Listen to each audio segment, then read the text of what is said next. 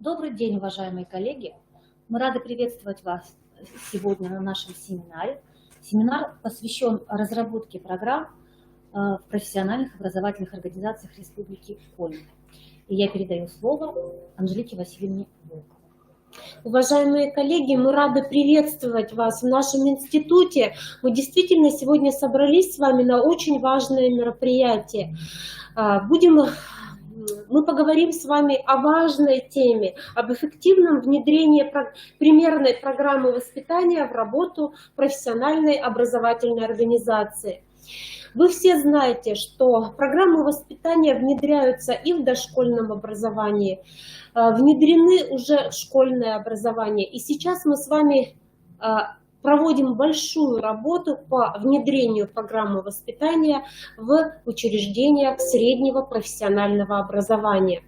Очень радует, что сегодня с нами замечательный федеральный эксперт Владимир Игоревич Блинов, доктор педагогических наук, профессор, директор научно-исследовательского центра профессионального образования и систем квалификации Федерального института развития образования РАНХ-ГС, разработчик примерной программы воспитания именно для средних профессиональных образований. Очень важно, мы хотим сказать, что с Владимиром Игоревичем нам посчастливилось познакомиться очно. Совсем недавно, на прошлой неделе, прошло окружное совещание именно по разработке программ воспитания. И как раз я побывала на площадке, модератором которой был Владимир Игоревич. Действительно, Владимир Игоревич, было очень интересно вас услышать, не только человека, который занимался глубоко теоретической частью, но вы и практик. То есть весь ваш доклад, он был и теоретический, и так скажем, практический. Сегодня с нами же наши коллеги, это Сыктывкарский гуманитарно-педагогический колледж имени Куратова. Здесь присутствует Людмила Борисовна Минина, заместитель директора по воспитательной работе, а также Ольга Анатольевна Кирпичева, заведующий социально-педагогическим отделением Сыктывкарского гуманитарно-педагогического колледжа. Как раз коллеги представят свой опыт по разработке рабочих программ воспитания. Вы знаете, что в летний период, именно с 15 июня по 30 июля, проходил мониторинг по внедрению программ воспитания в деятельность профессиональных образовательных организаций. И сегодня старший методист Центра развития общего образования Анастасия Николаевна Игнатьева представит вам результаты данного мониторинга.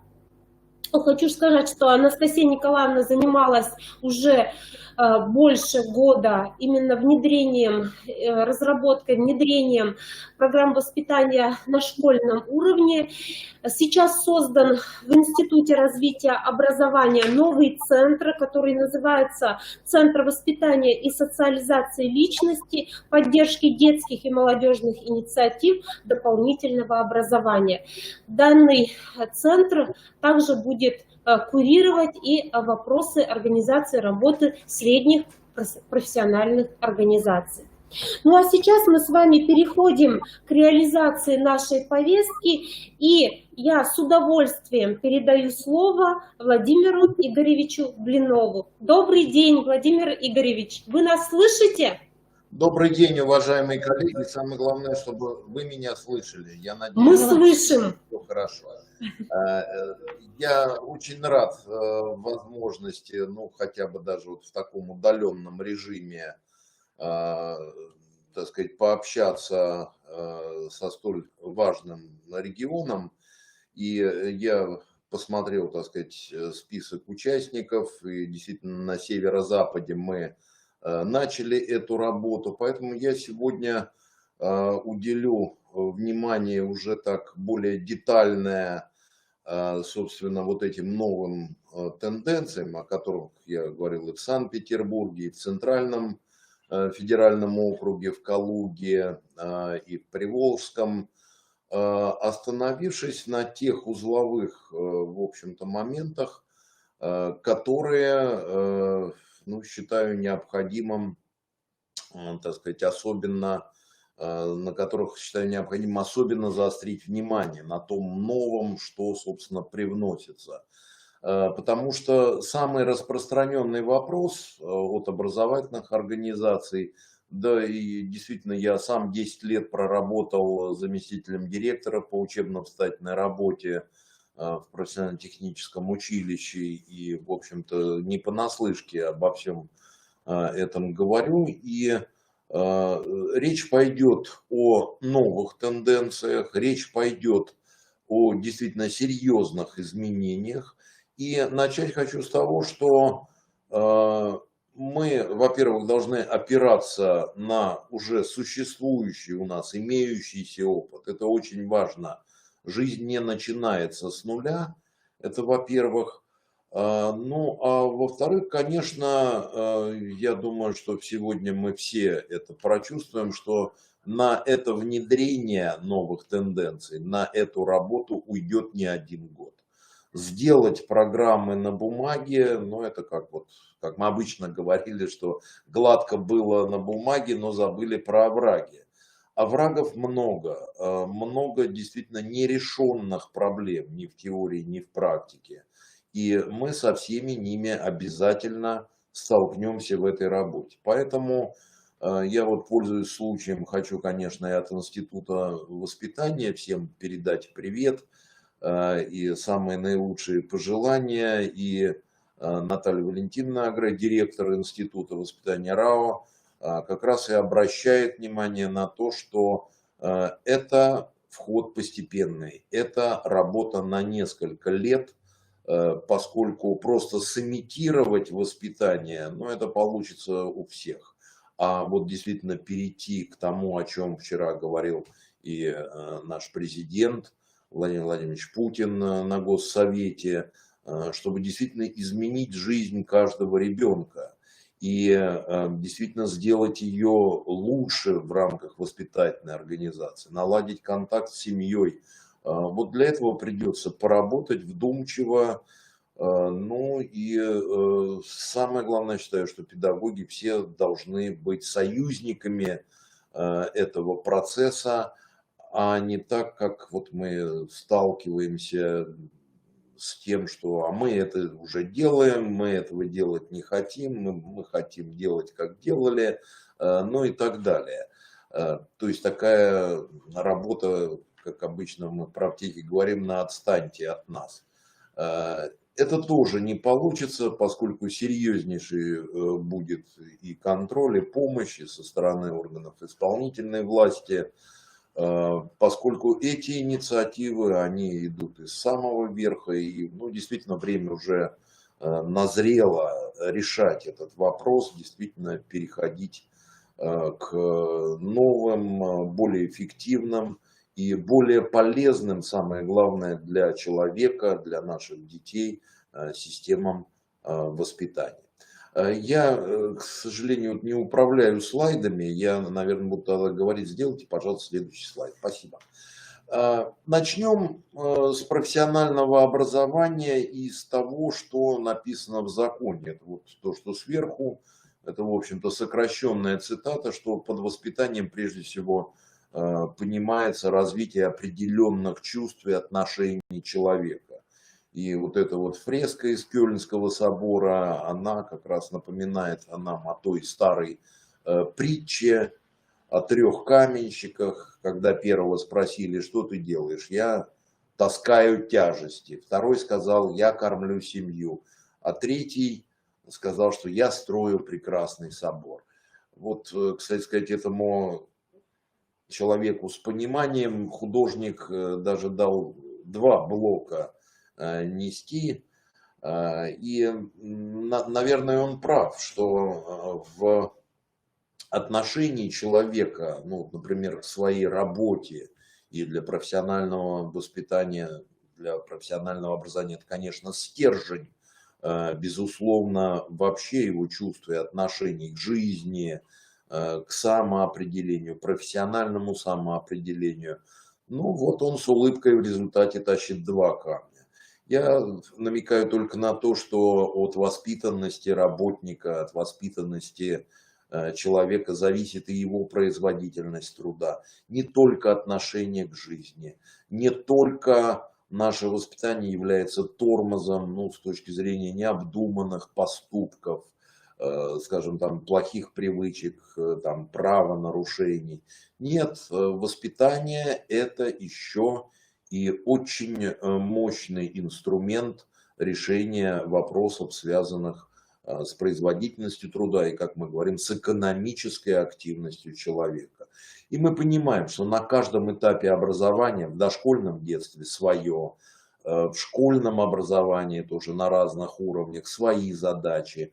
Для нас, я хочу сказать о том, что вся система имеющихся у нас средств в арсенале, весь, так сказать, вообще потенциал профессионального образования, он прежде всего, конечно, должен выстраиваться на, скажем так, тех вот необходимых для формирования вещах, для формирования отношения человека к собственному труду, к труду других людей. Будьте добры, следующий слайд. Самый острый вопрос и то, что, собственно, новое существует вот в нынешних реалиях, в нынешнем подходе. Я вот на многих слайдах даже сделал надпись, что смысл перезагрузки системы воспитания в нынешнем году, 2021, это введение понятия личностные результаты. Это узловой момент, и это то, чего не было.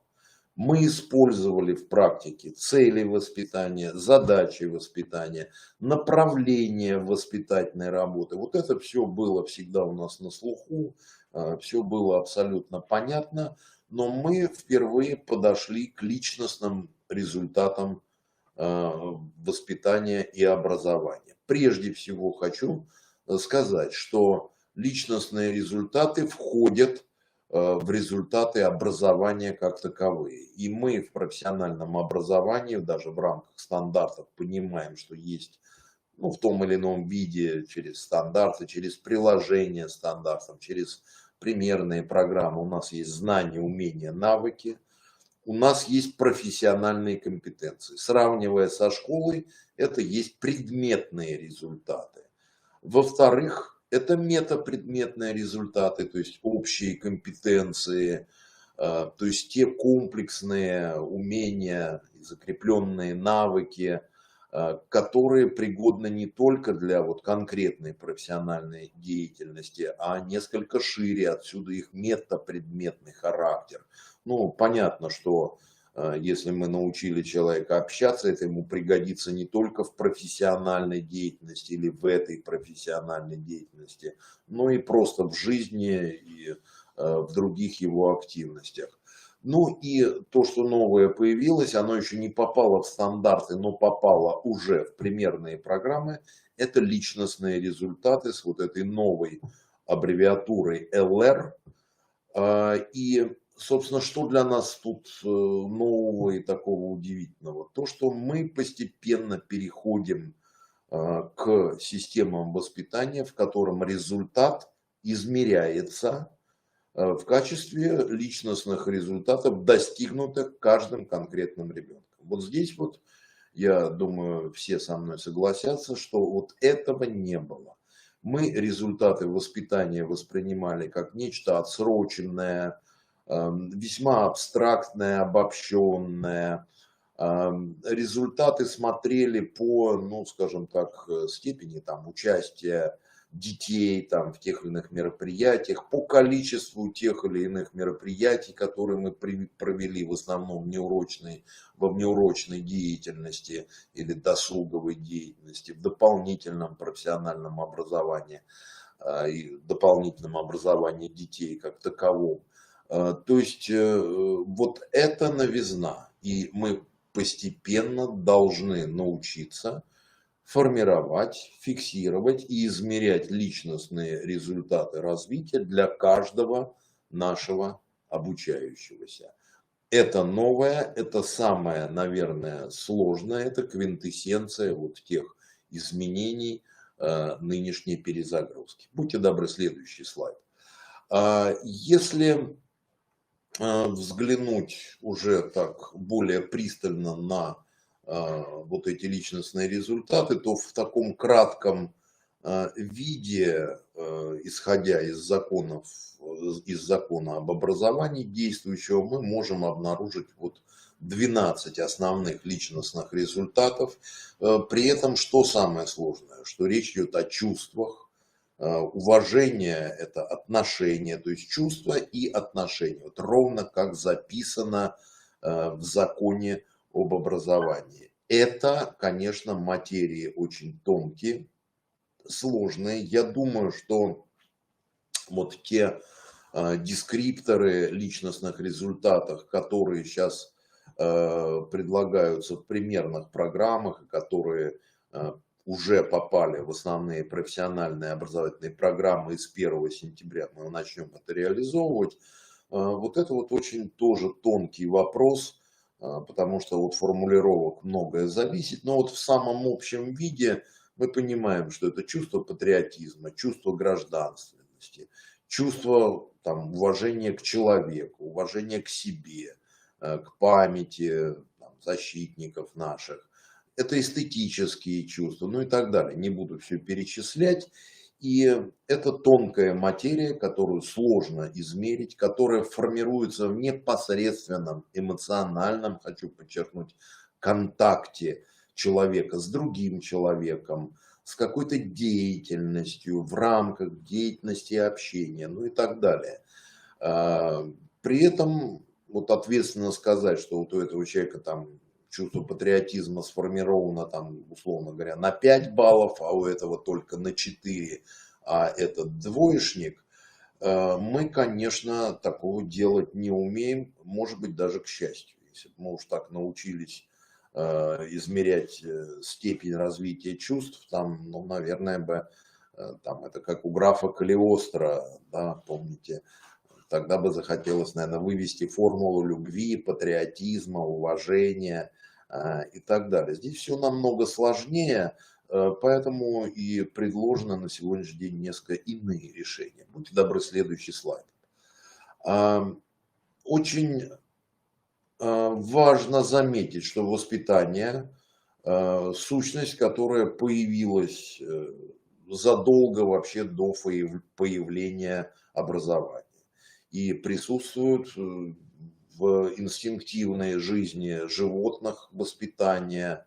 И у него есть одна очень важная цель – научить самостоятельности. Это основной, главный результат. И, конечно, повезло там кошкам, львам, собачкам и так далее, потому что у них вообще этим и завершается процесс воспитания. Мы не говорим о самовоспитании кошек там, и так далее. Это не перманентный процесс на протяжении всей жизни. Увидела кошка-мама, что котенок научился прятаться, защищаться, самостоятельно добывать питание, ну еще целому ряду, так сказать, вещей. На этом надо ставить точку. Ну и мягкой лапой, как говорится, его выпускать в жизнь.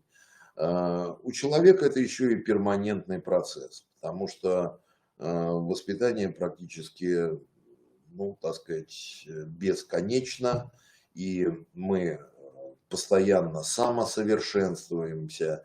У нас эта деятельность уже не только инстинктивная, но и осознанная, то есть это деятельность уже выстроенная на процессах сознания. Мы можем анализировать, мы можем, так сказать, прикладывать интеллект к этой деятельности. И она у нас, конечно, намного сложнее. Но, и что особенно важно для среднего профессионального образования, вот этот этап, переход от несамостоятельной детской жизни к самостоятельной взрослой, пожалуй, один из узловых моментов. И в СПО мы как раз, собственно, вот в этот сюжет и вписываемся.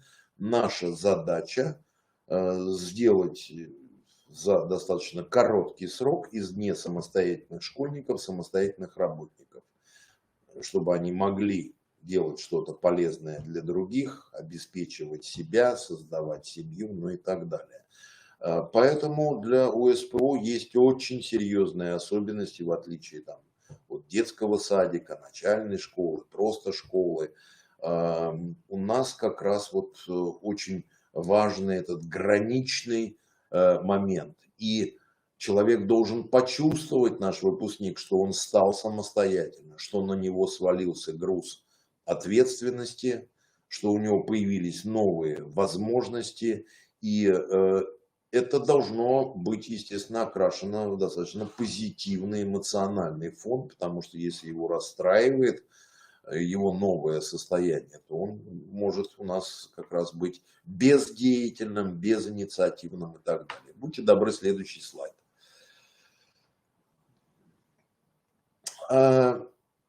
Воспитательная деятельность по закону. Я пройдусь очень коротко вот по тем новеллам, которые появились в 273 ФЗ.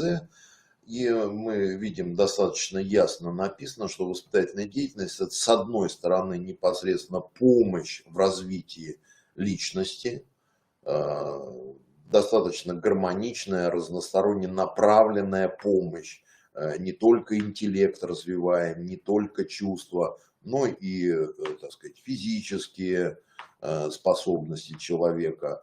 С другой стороны, это создание условий для социализации, для самоопределения обучающихся, в том числе и профессионального, что для нас особенно важно для среднего профессионального образования. И это очень серьезный и важный момент, здесь тоже существуют проблемы. Будьте добры, следующий слайд. Очень часто задается вопрос, вообще в чьих интересах мы воспитываем личность. И получаем разные ответы и в разные эпохи, и в разных слоях, скажем так, населения. Ну, никто, естественно, не воспитывал никогда раба в его собственных интересах. Раба воспитывали в интересах, ну, так сказать, хозяина. Но мы, как говорится, не рабы, рабы не мы, и уже давно мы привыкли к тому, что мы работаем в интересах самого человека. Он, наш обучающийся, наш выпускник, должен понимать, что ему оказывают важную помощь в развитии в его же собственных интересах. Вот очень часто у нас такого единения с обучающимися не получаются, то ли дети не понимают, что это делается для них, то ли мы им неправильно это объясняем, неправильно это каким-то образом показываем. Но такая проблема существует, поскольку ведь даже вот в проектах программ социально-экономического развития Российской Федерации, которые сегодня формируются, конечно же, речь идет прежде всего о благополучии самого человека. Это главный, так сказать, интерес общества. Но воспитание никогда в социуме не проходит в отрыве от этого общества. И, конечно же, есть тоже очень важный момент, связанный с трансляцией ценностей общества и государства. И государство такой же заинтересованный субъект воспитательной работы, как и человек. И мы понимаем, что это чашки весов, на которых лежат разные интересы. И если говорить о гармонии воспитания, то это прежде всего гармония целей. Будьте добры, следующий слайд. Вот та идея общественного договора, о которой мы сегодня много говорим и в плане как раз программ социально-экономического развития нашей страны. То есть речь, конечно, идет вот об этой идее, о дуализме ценностей, об общественном договоре, когда каждая личность вступает, ну, как бы в договор со страной, со своей, и понимает, что я что-то делаю для страны в ее интересах, так же, как и наоборот. Страна меня защищает, страна обеспечивает мне, ну, как Платон еще писал, там, справедливый суд, защиту. Ну, а я, соответственно, экономически активное звено, то есть я вкладываю в развитие этой страны, способствую ей. Ну, идея древняя, но она тоже обладает определенной тонкостью, ну, я не побоюсь этого слова, вообще веры человека в общество, веры общества в человека. То есть здесь все очень взаимно, когда мы доверяем друг другу. Невозможно выстроить общественный договор, ну, так сказать, на основе принуждения. Это будет уже не договор, а нечто иное. Поэтому, конечно, идеи доброй воли, добровольности, гражданских свобод, они, естественно, остаются вот в рамках этого общественного договора, и человека нужно очень серьезно, эмоционально готовить к восприятию вот именно этих идей, которые заложены в стратегии развития нашей страны. Будьте добры дальше. Вот это те самые дескрипторы, о которых я говорить не буду, но прежде всего потому, что они будут меняться. Я надеюсь, что будут, ну, так сказать, более удобоваримые формулировки, хотя и сейчас они не настолько уж плохи, то есть они вполне применимы. Может быть, где-то избыточный пафос мы чувствуем, где-то, ну, совсем некоторую неоднозначность. Вот одна из наших задач, приступая к реализации рабочих программ воспитания в рамках основных профессиональных образовательных программ, конечно, еще и задаться, ну, некой исследовательской целью, получше отработать, собственно, и вот эти формулировки и так далее. Ну, это вот то, что будет возложено и уже возложено на нас, для того, чтобы получить обратную связь от педагога и от образовательных организаций, для того, чтобы отточить вот эти формулировки, чтобы это было более, так сказать, и формируемо, и проверяемо, и фиксируемо, конечно. Будьте добры дальше. Кое-что о программах и в чем новизна здесь.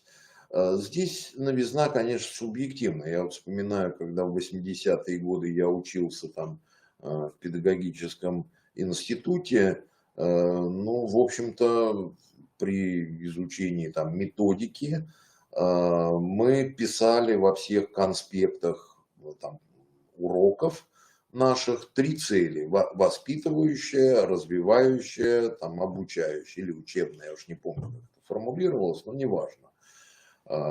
И мы довольно четко были все научены, студенты, каким образом вот эти цели даже в рамках одного урока четко, во-первых, сформулировать, сделать их, ну, так сказать, достижимыми, опираясь на определенные, так сказать, возможности и содержания образовательного материала, и с точки зрения форм, там, ну, мы умеем делать и групповые, и коллективные формы, и индивидуальные, в зависимости, опять же, от поставленной задачи, тех методов, которые мы применяем для достижения определенных воспитательных целей. Причем, ну, так сказать, многие научились это делать достаточно неплохо, потому что мы понимаем, что вообще наш успех как просто урокодателей, как преподавателей, он очень зависит от отношения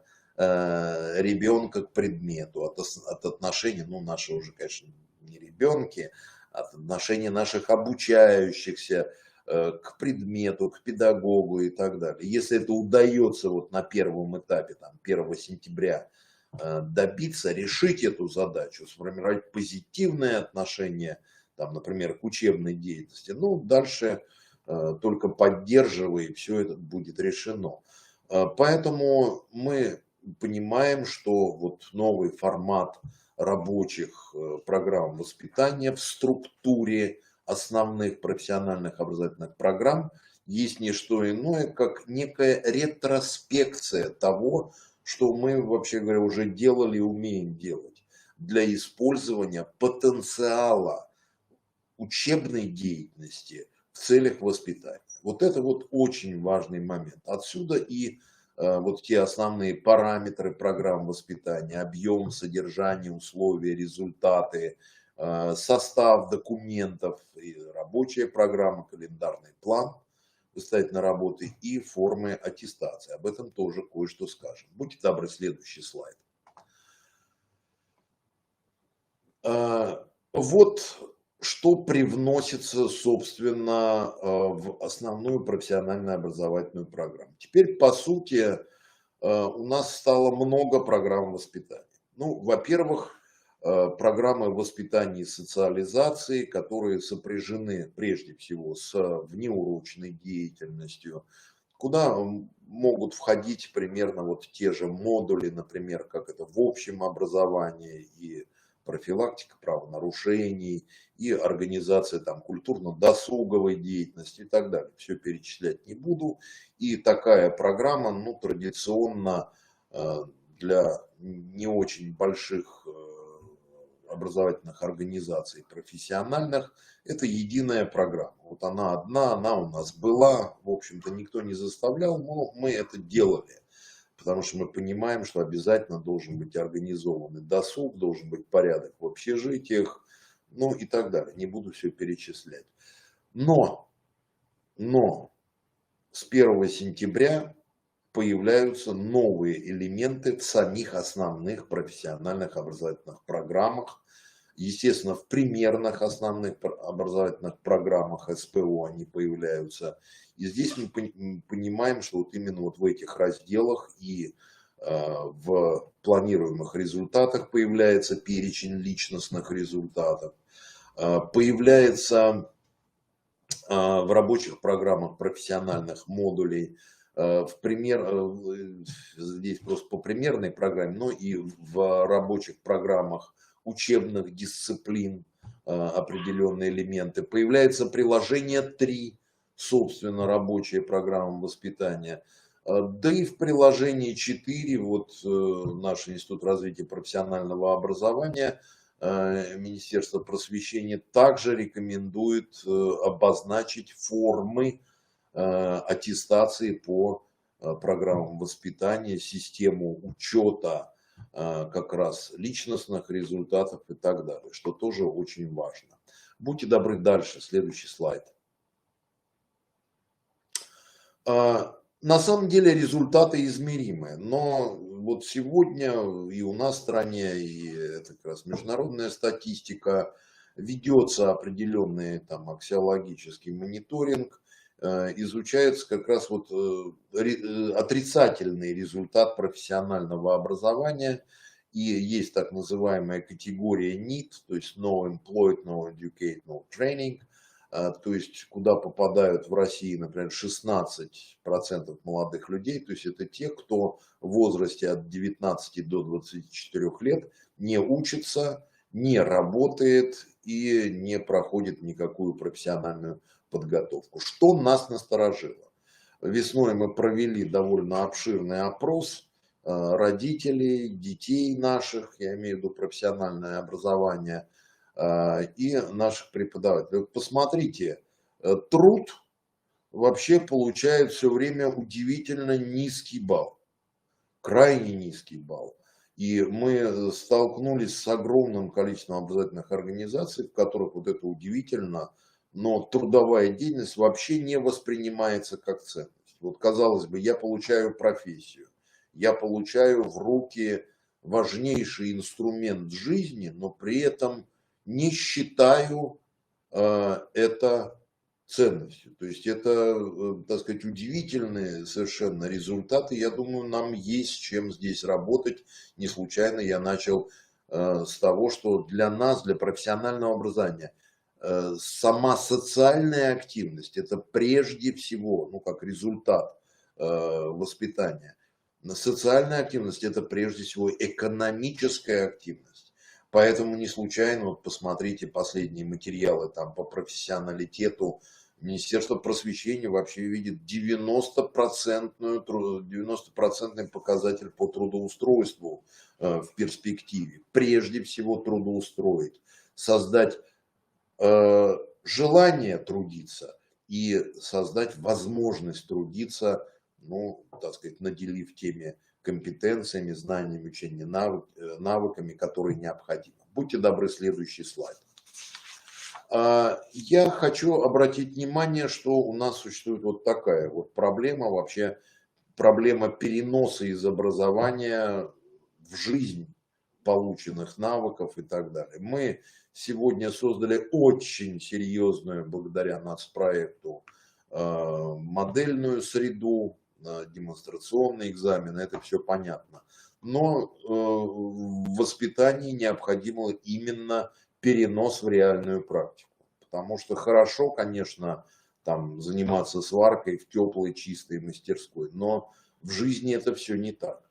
И наша задача не обманывать обучающихся, а действительно приучить их, ну, вот, к той реальной жизни, к той реальности, с которой они столкнутся. Приучить их к труду, за который платят деньги им, и к труду, который действительно дает ту вот экономическую пользу для развития общества. Будьте добры, следующий слайд.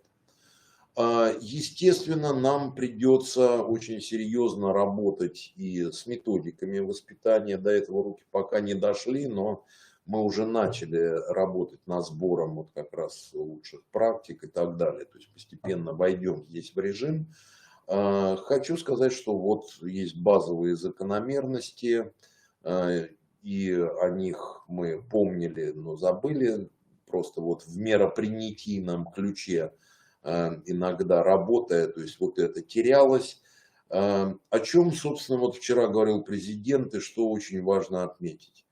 Вот я бы его речь транслировал несколькими фразами. Все дети талантливы. Воспитание – это деятельность педагога, которая, во-первых, позволяет обнаружить этот талант. Вот вы знаете, алло, мы ищем таланты, когда мы выискиваем там из 10 школ 10 талантливых детей и говорим, что вот это и есть, так сказать, золото нации. Это мы делать умеем, это олимпиадное движение и так далее. Что осталось за бортом? За рамками осталось вот это простое, древнее и понятное утверждение. Нету бездарных детей. Все в чем-нибудь до таланта. Задача воспитания найти вот как раз этот талант, найти ту деятельность, в которой человек будет успешен и понимать, что воспитывает именно успех. И это важнейшее условие воспитания. Тогда, в общем-то, работают и остальные закономерности, когда воспитывают деятельность, а не слова. Когда слова, наше общение с ребенком, они начинают восприниматься иначе. Когда мы не в коридоре, поймав его, там, я не знаю, за шиворот, потому что он матерится, начинаем делать замечания. А когда эта культура общения просто становится частью культуры деятельности. Будьте добры, следующий слайд. Кое-что об условиях. Здесь тоже подробно говорить не буду, пока, в общем-то, никто особо и не требует, и ладно, как говорится. Но, тем не менее, вот хочу обратить внимание, что есть понимание, что есть условия. И, конечно же, мы говорим о том, что сегодня для нас очень важно ухватиться за создание нормального психологического климата и нормальной инфраструктуры воспитания. Будьте добры, следующий слайд. Вот уже я вижу некоторые вопросы, так, разрабатывая бинокулярное зрение. Сейчас мы дойдем и до оценки результатов, и что у нас там есть. Есть некоторые вот как раз требования. Мы понимаем, что сам процесс эмоционального развития человека, формирования личности, вот как таковой, хочу подчеркнуть, не умений, вот, не компетенций, а именно чувств и отношений. Мы говорим, что отношение наше, оно перерастает в ценность. Ценность в систему принципов. Ну, а система принципов – это уже личность. И, конечно, так сказать, хочется сказать, что, наверное, личность уже сформирована там к 15-16.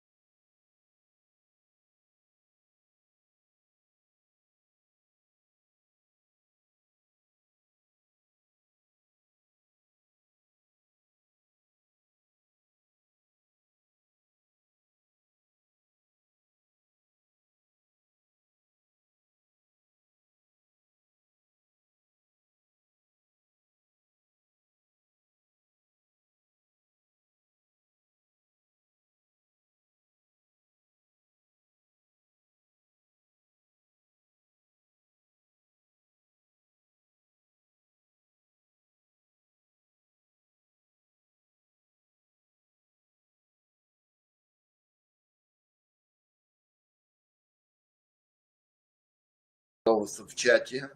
Да, видим очень хорошо, замечательно. Абсолютно верно. Видим, слышим, пришлось перезайти. То есть это речь идет о процессе формирования. Сделайте, пожалуйста, следующий слайд. Конечно, можно формировать все и примерно вот так. Но я не случайно просил нарисовать ослика, потому что если человек работает либо за морковку, либо из страха наказания, как правило, мы не достигаем успеха. Ведь нам все-таки нужен самостоятельный человек, самостоятельно принимающий решения, иначе нам так и всю жизнь придется водить его на поводке. Это очень серьезный момент, и воспитание это, конечно, не дрессура. Одернуть, привести, как говорится, ребенка в чувство, если он там расшалился, можно, но это единовременные акции, это не воспитание, это то, что позволяет нам, ну, скажем, все-таки обратить внимание при взаимодействии, но не более того. Поэтому избыточная увлеченность методами, так сказать, бихевиоризма, основанными на страхе и подкреплении, это путь, конечно, в никуда, не наш путь. У нас обратная задача – сделать человека самостоятельным и ответственным. Будьте добры, дальше, следующий слайд. Я вот хочу подобраться к этому сложному моменту. Как проверить? Вопрос сложный, и вот отвечая на вопрос в чате, скажу, нерешенный. Мы сегодня говорим о том, что впрямую замерить чувства и отношения мы не можем, не умеем. Пока никто в мире, и, надеюсь, к счастью, не умеет. Но мы умеем делать некие косвенные замеры. Мы умеем, конечно же, по уровню, ну, например, инициативности, устремленности, по частоте, скажем так, обращений к какой-то деятельности со стороны ребенка, заявлять о том, что вот поскольку это было добровольно, например, никто ж не гнал его в кружок там технического творчества, но мы можем сказать, у него есть какой-то устойчивый интерес, у него есть какие-то результаты работы и так далее. Поэтому на сегодняшний день мы говорим, что, во-первых, надо бы воспользоваться результатами цифровой трансформации и Вообще вот сейчас полемика идет, нам в нее надо обязательно включаться. Есть уже готовые сервисы для школьников, цифровое портфолио ученика. Ну, у нас, например, в Российской академии народного хозяйства, госслужбы не говорят портфолио, а говорят о цифровом профиле. Вот вы видите, я тут как раз вам хотел показать свой цифровой профиль, он есть, например, у меня. И, ну да, есть определенные критерии. Но критерии на сегодняшний день, они у нас не федеральные. Вот если вы посмотрите, вот критерии, вот эти вот красненькие направления в моем портфолио, вот, и мы видим, что, собственно, ректор от меня хочет. Вот он хочет от меня, там, например, публичной деятельности, он хочет от меня там научно-исследовательской деятельности, печатной какой-то активности и так далее. Вот это все вносит в критерии. Дальше моя работа. Если я где-то выступил, если я написал какую-то статью, и она опубликована, то я эти данные все вношу в свой профиль.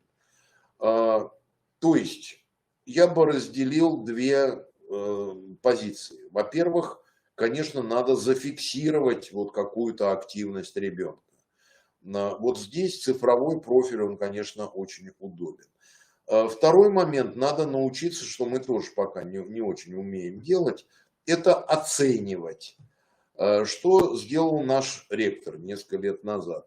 Он оценивает все в баллах, а баллы переводит в рубли.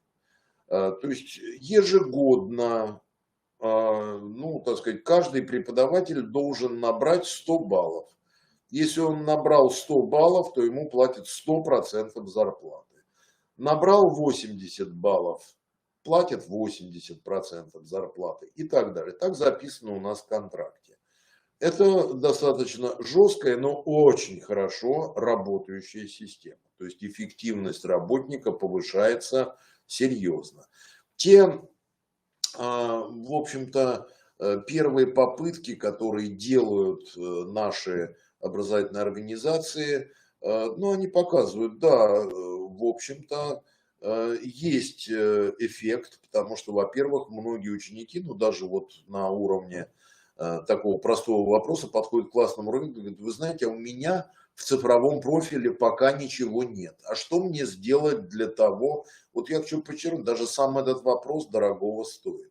Но я предлагаю очень аккуратно к этому подходить. И вот как раз в разделе 4, вернее, в приложении 4, которое мы прикладываем к основной профессиональной обязательной программе, там, где речь идет об итоговой государственной аттестации, в преамбульной части написать о ваших подходах к учету вот как раз сформированности тех самых личностных результатов. Потому что в самом простом виде это может быть учтено. Но я понимаю, ко мне пришел ребенок, вот, ну, чего-то где-то он не дотянул. Ну, понятно, там, мою любимую электротехнику, например, он явно знает на 3, но, так сказать, он в течение там семестра, еще по каким-то признакам, он проявлял себя как заинтересованный, ну, может быть, не очень способный человек. Мы же в этих случаях по праву говорим о стимулирующих возможностях оценки. Вот и учтите его личный интерес, его отношение к предмету, к жизни, к нам и так далее. Даже вот в процессе, допустим, выставления там оценок, промежуточной аттестации, еще чего-то. Ну, конечно, на демонстрационном экзамене, как говорится, к делу не приложишь, но в текущем оценивании, да, конечно, это может быть. Поэтому перед нами вот такая вот задача, решения кое-какие есть, но этого явно на сегодняшний день недостаточно. И я думаю, что с этим придется еще много-много работать. Будьте добры, следующий слайд. В завершении я хочу сказать о том, что вообще у нас появляется. Вот есть некоторые документы, регламентирующие воспитание в среднем профессиональном образовании. Ну, понятно, что документ номер 1 – это закон об образовании. Документ номер 2, который я вот считаю, что он должен быть настольным, это распоряжение 2945 от 12 ноября прошлого года. Вот там как раз дорожная карта, в которой расписано, что, где, когда и как мы должны делать. Это очень важный документ, и, собственно, вот сегодня Мишустин с Кравцовым отправились вот уже в Нижний Новгород, где одним из центральных вопросов это исполнение вот этого распоряжения правительства, вот этого плана правительства Российской Федерации. Там есть много забавных вещей. И, ну, например, рабочие программы воспитания в рамках основных профессиональных образовательных программ должны были быть утверждены во втором квартале 2021 года. Я хочу это подчеркнуть. И это уже, так сказать, предмет для мониторинга. Поэтому, конечно, надо обращать внимание вот и на письмо Минпросвещения о направлении примерной рабочей программы, были направлены они в ФУМО. И вы знаете, я вот дальше, ну вернее по моей просьбе как раз Светлана Анатольевна Осадчева, наш сотрудник, она сделала подборку таких документов. И дальше вот я предлагаю вам самостоятельно посмотреть. Есть еще слайды в этой презентации. Хочу сказать, что вот есть Институт воспитания. Мы договорились и с Министерством просвещения, и с правительственными органами, что у нас это будет одно окно. То есть есть Российская академия народного хозяйства и госслужбы, мы все принимаем участие, есть, естественно, Институт развития профессионального образования, ИРПО, министерский. Но все, что касается воспитания, в том числе и в СПО, все будет публиковаться на сайте Института воспитания РАО. И все макеты, все ссылки, все там есть. Сегодня мы ждем, я видел этот проект, он уже, так сказать, готов, но пока еще не разослан. Это проект методических рекомендаций по разработке и реализации рабочих программ воспитания колледжей. Это уже тоже в нашу копилку, так сказать, определенный документ. Ну, постепенно будет приращение, в общем, каких-то рекомендаций вот по оценке, по электронным профилям, там, например, еще по каким-то, в общем-то, жизненно важным направлениям. И все это будет потихоньку появляться. Хочу сказать, что вот посмотрите план правительства.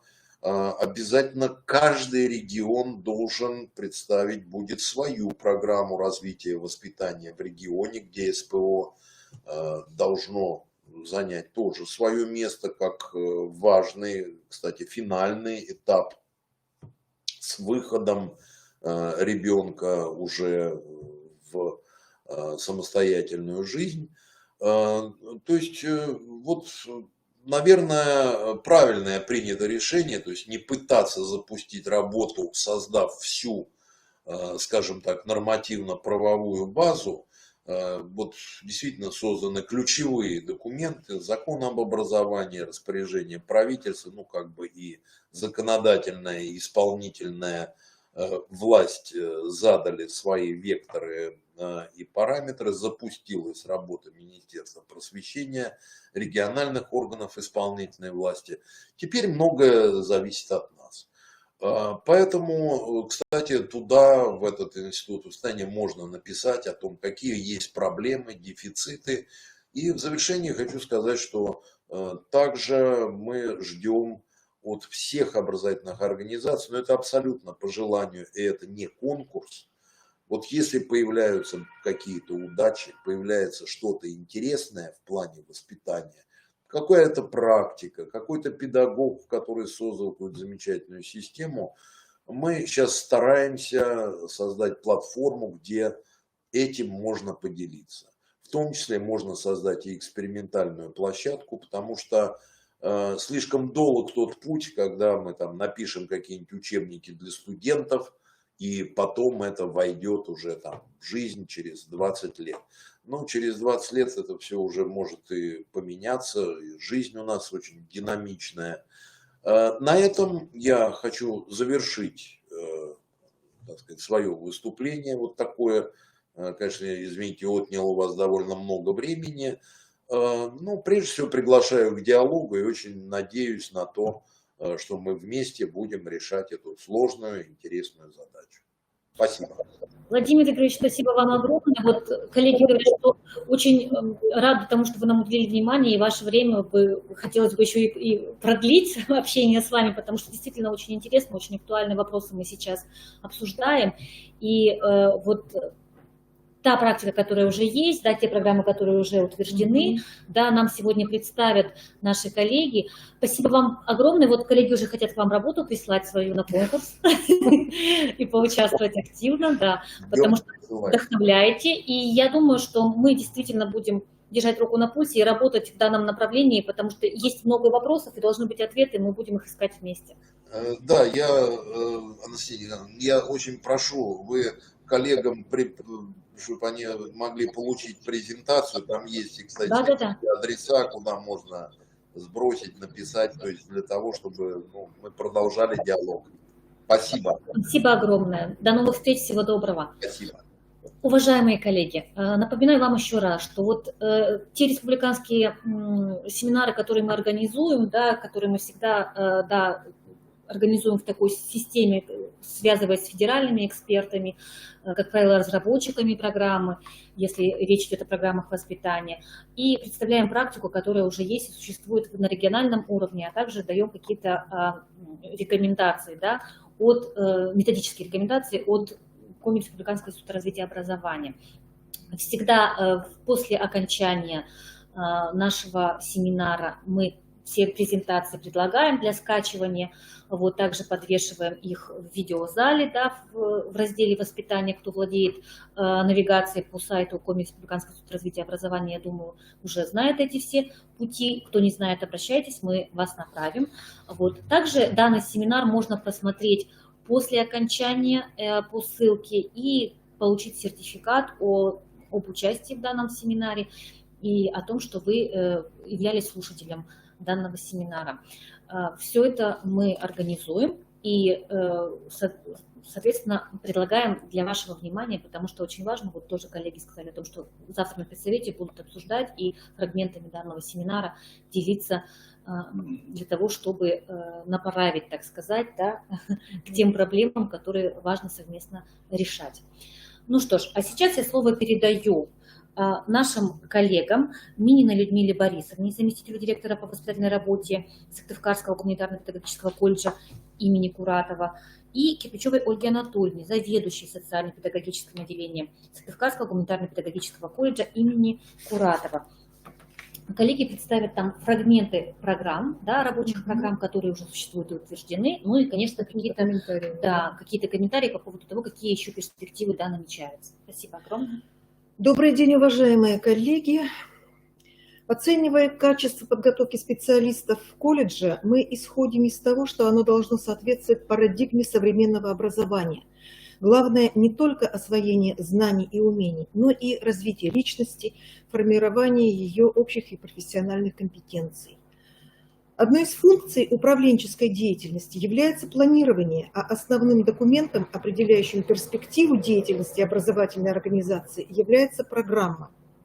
В нашем колледже это программа стратегического развития колледжа, разработанная на 5 лет, программа воспитательной работы, в которых обозначены задачи и определены основные направления воспитательной деятельности, которые ориентированы также на формирование общих и профессиональных компетенций будущих специалистов в соответствии с требованиями времени. Но вот сейчас уже, исходя из выступления Владимира Игоревича, мы уже обсудили, решили, что придется добавить еще и результаты личностные результаты. В колледже в нашем, как, наверное, и в любой образовательной организации, реализуется принцип преемственности. И вот об этом тоже говорил Владимир Игоревич в своем выступлении, что мы не на пустом месте и не с нуля выстраиваем программу дальнейшего воспитательной деятельности. Нельзя сказать, что, разрабатывая на очередной временной период программу, мы делаем это с нуля. Воспитательный процесс осуществляется на сохранении баланса традиций и новаторства. В данный момент колледж реализует уже утвержденную ранее программу воспитательной работы, которая была рассчитана до конца 2022 года. Реализуются мероприятия, подпрограммы, проекты, рассчитанные на определенный период.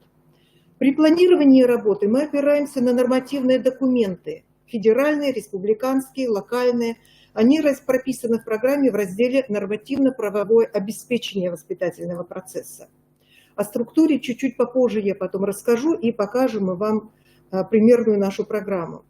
Но опять же хочу сказать, что нельзя воспринимать программу как что-то статичное и неизменное. Это живое такое наполнение, и жизнь вносит свои коррективы, которые должны находить отражение и также в нормативных документах.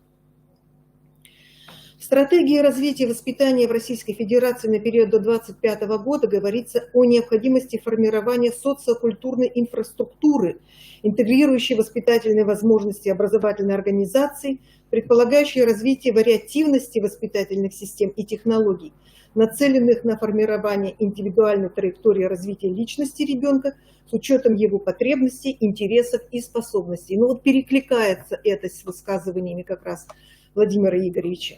Возрастает требование к качеству профессиональной подготовки и личностным характеристикам будущего специалиста, востребованного на рынке труда. Вот буквально недавно, вчера, в выступлении нашего президента Владимира Владимировича, может быть, дословно цитату не скажу, но мысль такая, что образование, оно как птица имеет два крыла.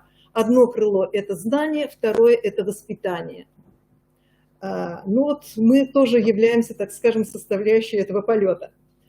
В начале учебного года, в прошлом году, на совещании преподаватели колледжа были ознакомлены с федеральным законом о внесении изменений в федеральный закон об образовании в Российской Федерации по вопросам воспитания обучающихся, номер не говорю, вступившим в силу с 1 сентября 2020 года. У нас был издан приказ директора с утверждением состава рабочих групп по разработке комплексной программы воспитательной работы колледжа и рабочих программ по специальностям. Пожалуйста, титульный лист, да, там название у нас есть. Комплексная программа воспитательной работы «Социокультурная среда колледжа как пространство воспитательных возможностей профессионализации студентов». Разработана на основе предыдущих воспитательных программ с внесением поправок и корректив. И утверждена в апреле 2021 года, выложена на сайте колледжа в разделе «Воспитательная работа». В принципе, выложена она к 1 июня, как от нас и требовало Министерство образования. Важно, чтобы социокультурная среда создавала условия для профессионального становления личности студентов, направленные на развитие профессионально-личностного потенциала будущего специалиста и формирование социальной зрелости личности. Поэтому целью программы является развитие социокультурной среды нашего колледжа, обеспечивающей эффективность процессов профессионализации личности студентов. Определены задачи воспитательной работы, направленные на реализацию цели. Прописаны ожидаемые результаты реализации программы, а также сопряженные с этим риски определенные. Ну вот эта вот структура программы, которую нам в свое время на семинаре курсах повышения квалификации давали заместителям директоров. Структура программы обозначена в содержании программы. Открывает ее, пожалуйста, в начале актуальность. Да, вот это утверждение. Содержание программы, основные разделы здесь вот указаны у нас. Нормативное обеспечение, паспорт программы и так далее. Все это можно посмотреть. И дальше определены направления, да, которые являются основополагающими и позволяют придать воспитательной деятельности системность, целенаправленность и актуальность, обеспечить качественный результат, координируя и интегрируя деятельность всех воспитательных воздействий в целостный педагогический процесс. Отдельные направления воспитательной деятельности включают в себя модули. Ранее в программе у нас все шло единым текстом, то есть идет направление, и дальше идет цель, задача, и пошли мероприятия, блок определенный. Да? В данной программе у нас в отдельных направлениях включены еще и модули, которые включают целевые блоки мероприятий, направленные на реализацию данного направления воспитательной деятельности. Ну вот на примере у нас в разделе 4 направление, раздел 4 и 3, это становление профессионала. То есть здесь, почему я выбрала именно этот блок? Потому что здесь как раз идет вот соединение и профессионального направления, и личностного развития. Как говорится, 2 в 1. Цель определена – создать условия для подготовки профессионально компетентного, ответственного специалиста, его профессионального и личностного самоопределения и самореализации.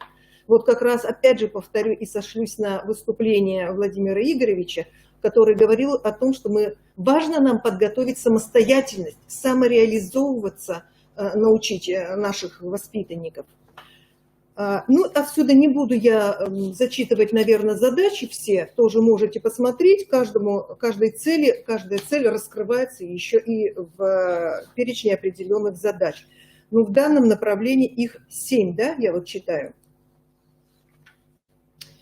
Да нет, наверное, придется все-таки. Значит, содействовать формированию осознанного выбора будущего профессионального развития и возможности реализации собственных жизненных планов, содействовать удовлетворению потребностей обучающихся в интеллектуальном, культурном и нравственном развитии в сфере трудовых и социально-экономических отношений посредством профессионального самоопределения. Опять идет соединение профессионального начала и культурное, нравственное, трудовое, да, социально-экономическое. Вот это тоже у нас объединяется. Далее, способствовать формированию навыков, soft skills навыков и профессиональных компетенций. Содействовать формированию благоприятных социально-психологических условий для развития личности будущего профессионала. Содействовать взаимодействию с субъектами образовательного процесса, родителями, законными представителями. Содействовать повышению качества набора в учебные группы путем привлечения выпускников основной школы, имеющих направленность на педагогические профессии. Согласитесь, это тоже немаловажно. То есть для того, чтобы в педагогический колледж поступали уже мотивированные абитуриенты, для этого надо начинать работу с школы, и причем не только с 9 классов, где, начиная со 2 семестра, идет уже какие-то серьезные мероприятия, ярмарка профессии и так далее, а начинать, наверное, это надо раньше, потому что профессия выбирается не в последний, ну, хотелось бы, не в последний месяц учебы.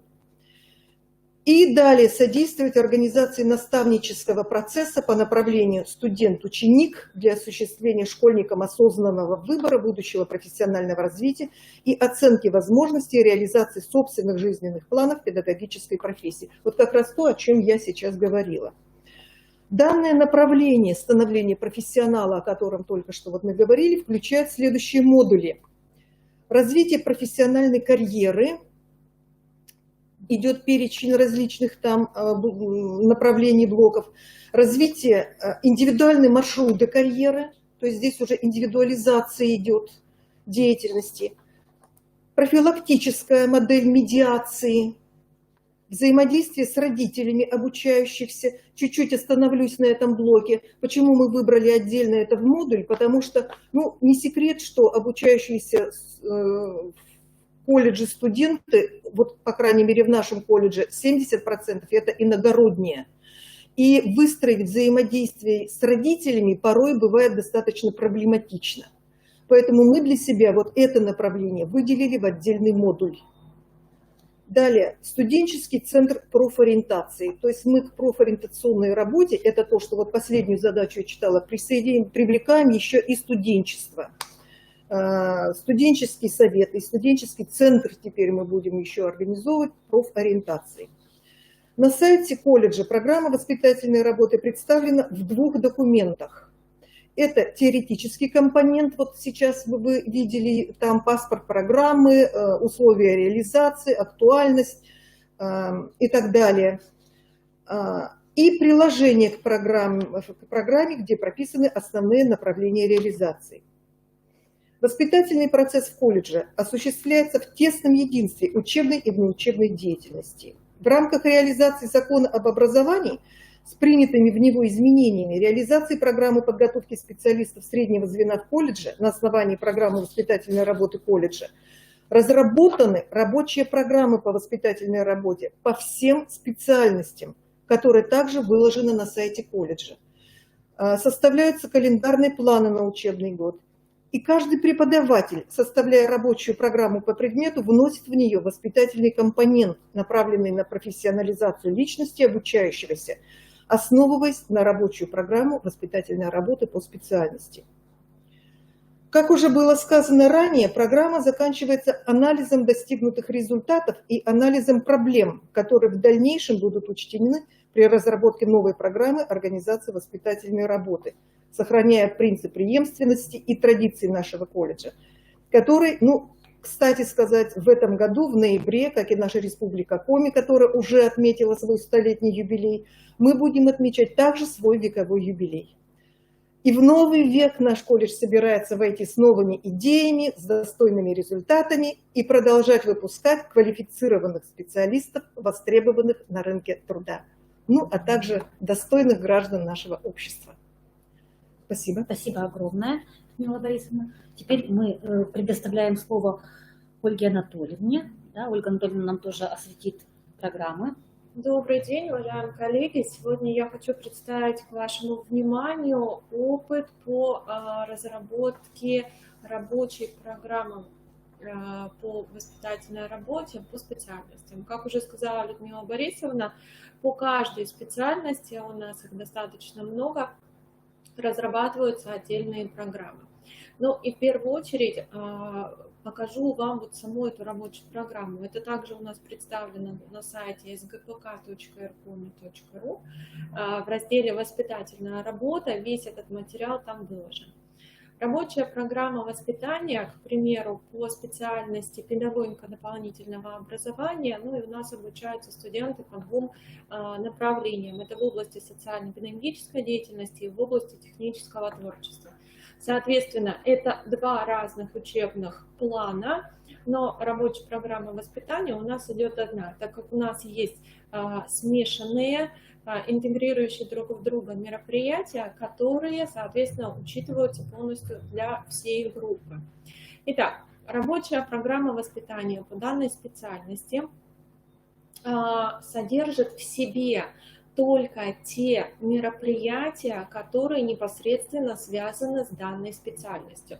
Точно так же мы ориентируемся и на направления воспитательной работы, которые являются общеколледжскими, но в данной рабочей программе заложены только касаемо этой специальности. Если обратить внимание, то здесь у нас выделены все те же самые направления воспитательной работы, что и в общеколледжской программе, только наполнены они уже содержанием касаемо этой специальности. Что еще? Также, как сказал Владимир Игоревич, конечно, мы обязательно указываем компетенции, которые мы так или иначе формируем в рамках проведения воспитательных мероприятий. И на сегодняшний день, конечно, уже всем известно, о том, что у нас обновляются стандарты СПО по специальностям.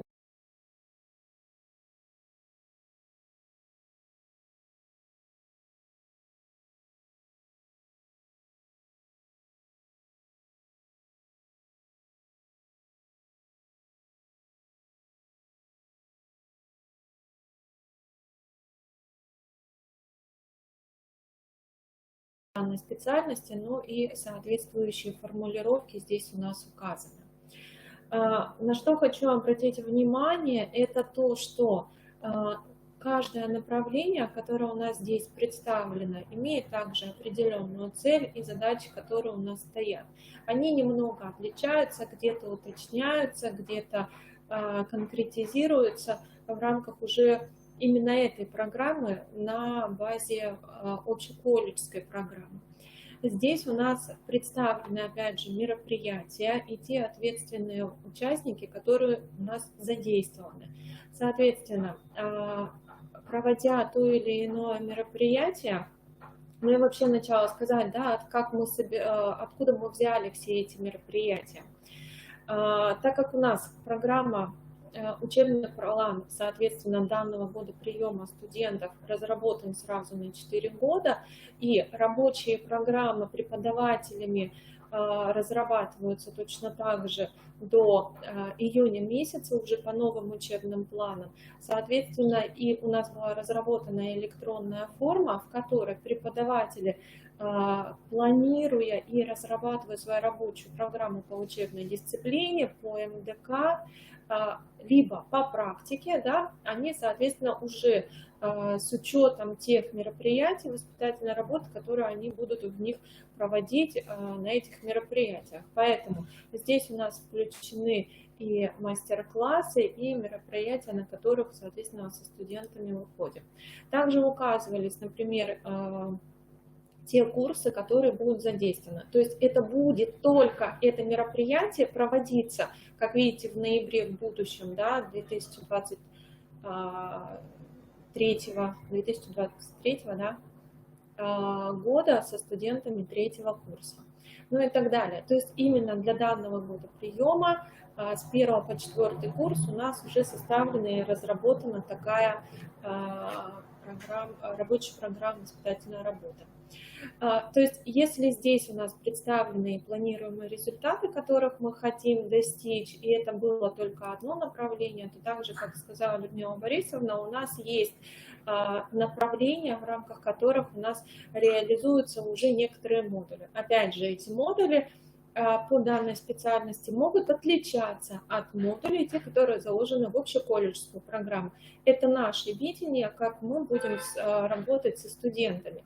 Соответственно, создавая рабочую встречу с преподавателями, которые обучают, ведут обучение по данной специальности, соответственно, было обговорено. Ну вот, к примеру, у студентов с 1 по 4 курс, соответственно, и интересы разные, поэтому и задействованы у нас разные курсы в тех или иных мероприятиях. То есть на 1-м курсе у нас идет период адаптации, который он является общеколледжским, соответственно, мы здесь эти мероприятия не указываем, так как они уже включены в общеколледжские мероприятия.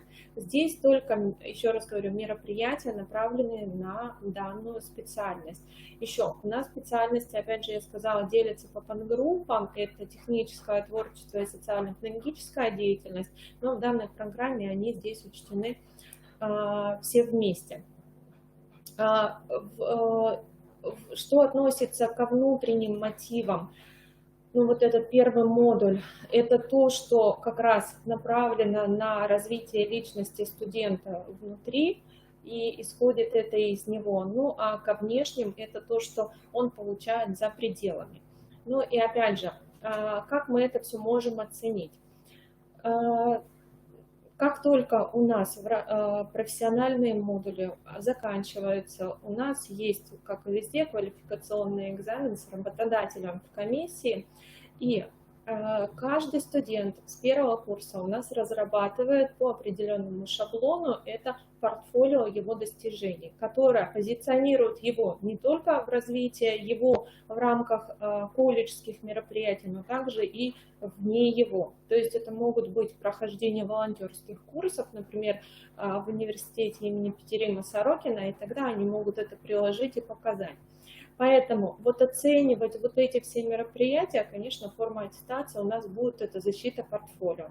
Защита портфолио у нас происходит накануне сдачи квалификационного экзамена, выставляется отдельно отметка «Ведомость», работодатель просматривает, дает какие-то рекомендации. Ну и, соответственно, если во многом студент его устраивает, то у нас уже есть практика, что студенты даже на 3-м курсе по специальностям могут, в принципе, проводить те или иные какие-то кружки. Как уже было сказано, помимо рабочей программы у нас есть календарно-тематическое планирование. Итак, вот в таком формате у нас выглядит календарно-тематический план воспитательной работы. Здесь по модулям воспитательной работы разбита та информация, которая будет у нас у студентов, то есть это первый год обучения, первый курс. В каких мероприятиях мы их будем задействовать, сроки выполнения и так далее. Видите, тут достаточно насыщенный, и все 6 направлений воспитательной работы у нас здесь задействованы. То есть в рамках, как вообще получить все эти мероприятия, каждый преподаватель не только свою учебную для студента деятельность, да, выполняет, обучить, научить, но и воспитательный потенциал всегда, конечно же, использует на занятиях. Поэтому воспитательная работа ведется у нас постоянно, ну а результаты которой мы можем, конечно, оценить в работе. Ну и как в любой рабочей программе у нас есть аннотация по данной специальности, ну, которая буквально на одну страничку влезает. То есть основная актуальность, зачем необходима, цель и задачи, которые реализуются и достигаются. Все. Спасибо огромное. Скажите, пожалуйста, Ольга Анатольевна, а вот каким образом календарное планирование, да, организуется, да, каким образом осуществляется календарное планирование вот именно у вас? Вот смотрите, так как у нас, сейчас открою календарное планирование. Ну, например, так как я преподаватель астрономии в колледже и, соответственно, веду студентов по данной специальности, то в рамках в рамках своих уроков я могу проводить и дополнительные какие-то мероприятия. То есть квест — это не только, значит, оценить, кто на что сдал, кто что выучил, но это разносторонне задействовано по всему колледжу квест с использованием QR-кодами, сборов, подсчетов и так далее. То есть воспитательный потенциал, в том числе и здесь у нас тоже реализуется. И я как преподаватель уже закладываю и в рабочей программе этот материал, я, например, даю это на этап самостоятельной работы. Когда у нас подходит апрель месяц, я могу провести в рамках 12 апреля, ближе к этому дню, и тогда уже студенты этой группы, ну то есть это уже апробировано, реализуют, создают положение, разрабатывается распоряжения по отделению, и в этом участвуют не только эти сами студенты, то есть их творческий потенциал и провести, и поучаствовать в этом, но и они реализуют это прям на весь корпус колледжа, вот как у нас было в этом году, например. То есть они выступают в роли организаторов сами, да? Да, они выступают и в роли организаторов, и в роли самих участников. То есть задействован весь потенциал группы, которая обучается. Вот, соответственно, студенты, которые сейчас придут обучаться с 1 сентября в этой группе, они в апреле месяце, я уже с ними буду проводить данное мероприятие. Поэтому у нас здесь и определены те преподаватели, которые конкретно будут с ними проводить. То есть на первом курсе, опять же говорю, это КТП для студентов первого курса этой специальности. То есть все они разные, достаточно много. Есть один ведущий преподаватель, ну а дальше, например, подключаются преподаватели, например, иностранный язык. Один есть, например, ведущий, а все остальные к ним подключаются. И чтобы этот список достаточно большой не писать, то ну, как бы основные такие фамилии преподавателей мы указали. А вот можно рассказать о принципе, каким образом подключаются коллеги? И ну, вот, понятно, что преподаватели... Как это было собрано, наверное, да, скорее всего. Но опять же говорю, когда у нас была разработана рабочая группа и ознакомлены педагогический коллектив о том, что у нас есть теперь новшество, которое нам необходимо воспитательный потенциал включить в рабочую программу, разработана была электронная форма.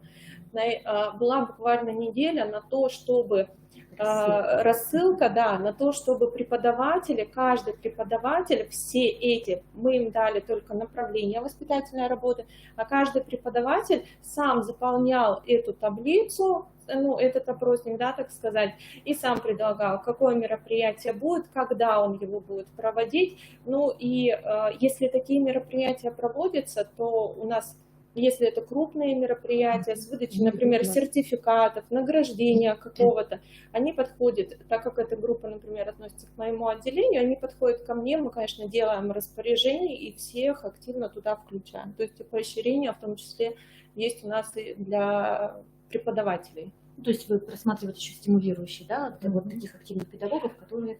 Ну, да. И студентов. И студентов, да, самое да. важное. Замечательно. Да, потому что вот у нас с первого курса, даже на классном часе, 1 сентября, среди классных руководителей, и выходя в группу, мы всегда делаем акцент, и методист тоже делает акцент на то, что мы разрабатываем портфолио, мы его пополняем, и придет время, когда вы его будете защищать. И, конечно, работодатели, с которыми мы сотрудничаем в рамках квалификационных профессиональных модулей на квалификационных экзаменах, и, конечно, очень интересно посмотреть. И нам также интересно посмотреть, какие замечания они дадут. И, тем не менее, вот эта вот взаимосвязь у нас налажена. Они могут выбрать на профессиональном модуле, на защите, на квалифэкзамене тех студентов, которые они бы могли пригласить к себе для какой-то пробы, для проведения каких-то занятий. Некоторые даже уже договор о работе. Да, и после чего у нас, конечно, у нас достаточно много на 3-м, на 4-м курсе, когда уже работодатели, в принципе, готовы. У нас есть и случаи, когда работодатель уже на 2-м курсе готов студентов пригласить на совещание, чтобы студент поделился той новой информационной работы, например, как работать с источниками, с какими-то, научил сотрудников организации, как это делать. То есть у нас непосредственная связь, конечно, со многими работодателями, так же, как это, наверное, в любом СПО. Я хочу добавить, что вот у нас сейчас идет, приближается 1 сентября, придут первокурсники, и у нас в первый день уже пойдет такое направление, как введение в специальность, куда мы на эту встречу приглашаем в том числе и работодателей, которые уже буквально с первого дня будут студентов ориентировать, мотивировать, вот, ну и где-то раскрывать какие-то особенности будущей специальности. Замечательно. Интересный опыт. Я думаю, что коллегам он также будет полезен, да, и также вдохновит их на то, чтобы поделиться своим опытом, потому что специальности разные, очень много тонкостей, да, и вот именно что касается среднепрофессиональных образовательных организаций.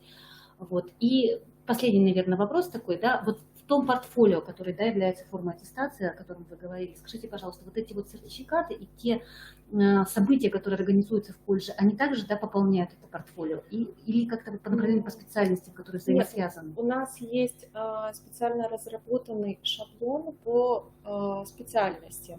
Он единый для всех. Единственное, по структуре портфолио у нас едино, он состоит из нескольких разделов. Это наша, как обычная папочка, в которую студенты заполняют его вот прямо с 1-го курса, и туда вкладывают эти сертификаты. Если у них есть достаточно хорошие положительные отзывы в рамках прохождения учебной практики, то они могут прям взять, отсканировать отзыв руководителя, либо отзыв работодателя, кто был закреплен от организации, и, соответственно, его туда прикладывать. Публикации. Да, публикации. Вот все, что имеется, даже если это толстые корочки, еще что-то, они все это вкладывают. Ну и в результате у нас портфолио на 4-м курсе у некоторых выходит вот в целые такие тома, на которые вот прям достаточно тяжело даже бывает на квалифэкзамен принести. То есть это, во-первых, мотивация студентов, то есть они знают, что им нужно будет защищать это портфолио. Это оценка у нас в профессиональном модуле, в рабочей программе и в контрольно-оценочных средствах у нас четко прописано, что оценка защиты портфолио так или иначе влияет на оценку сдачи квалификационного экзамена. Поэтому стимул у них уже есть. Из 1-го курса они пополняют, они его собирают.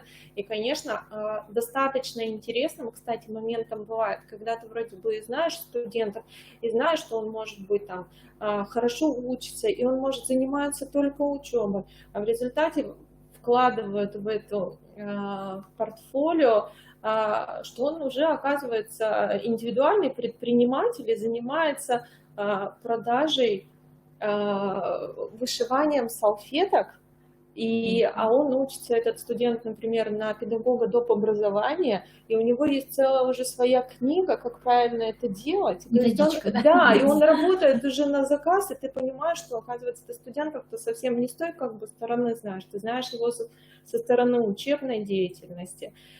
Все их мероприятия, кто у нас есть спортивные студенты, они приносят освобождение. На каждое освобождение мы пишем обязательно распоряжение, то есть о том, что он действительно будет отсутствовать. После чего все эти копии распоряжений они вкладывают туда, что они действительно не прогуляли, а у них была уважительная причина, что они отсутствуют именно с тем, что они, например, защищают наш колледж, выступают на мероприятиях и так далее. То есть, я говорю, это достаточно и мотивация для них, ну и для нас, конечно, приятно, когда на квалификационном экзамене работодатель, рассматривая портфолио, может какие-то либо замечания, либо похвалу сказать, и это точно так же приятно студентам. Здорово, интересная работа, и я так думаю, она будет продолжаться, Конечно. Она будет совершенствоваться, и, как обычно, этот процесс такой, который протекает, да?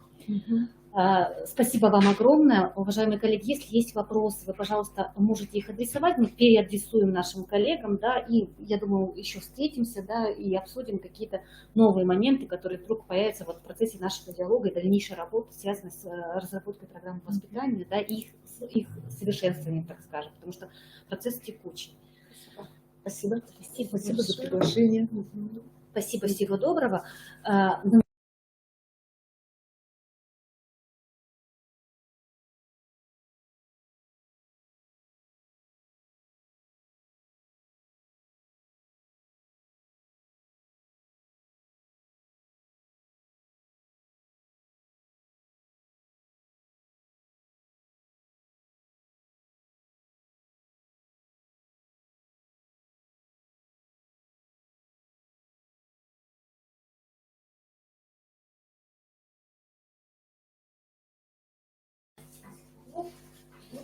Уважаемые коллеги, мы продолжаем наш семинар, и сегодня я бы хотела поделиться с вами обзором, да, результатов мониторинга, который проводился этим летом по разработке программ, примерных программ воспитания, проектов программы или программ воспитания уже действующих, как во многих общеобразовательных школах она уже, собственно, есть и представлена. И сейчас мы, собственно, обратимся, да, непосредственно к участникам мониторинга, потому что участвовали, к сожалению, не все, да, и продемонстрирую вам, каким же образом, да, картинка, да, у нас образовалась именно в разрезе среднего профессионального образования и организаций, которые реализуют данные программы. Итак, каковы же были направления мониторинга? Получается, что у нас было 4 раздела, да, связанных с мониторингом. Это общие сведения об образовательной организации, реализация дорожной карты по разработке программы воспитания, то есть та система мероприятий, которая должна была быть проведена для того, чтобы данную программу создать, да, и принять. А также реализация содержания программы воспитания. И 4-й раздел – это условия реализации программы воспитания образовательной организации. Так, да, можно уже снять маску. Для реализации дорожной карты по разработке программы воспитания мы обследовали организационно-управленческое обеспечение, систему мероприятий содержательного характера образовательной организации, обсуждение, которое важно, чтобы было, да, проекты с участниками образовательных отношений, нормативно-правовое обеспечение, совершенствование качества подготовки педагогических кадров в области воспитания, информационное обеспечение, проведение внутреннего мониторинга реализации дорожной карты, разработки и внедрения программы воспитания. Это относительно дорожной карты.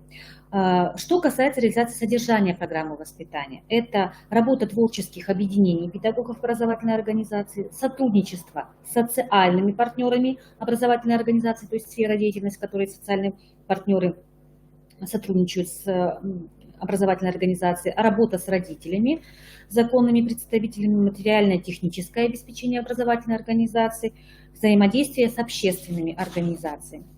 Ну и четвертый раздел условий реализации программы воспитания включает в себя количество обучающихся в образовательной организации по уровням образования, потому что есть смешанные образовательные организации и разновозрастные группы есть в некоторых организациях, а также количество классов, групп обучающихся по уровням образования.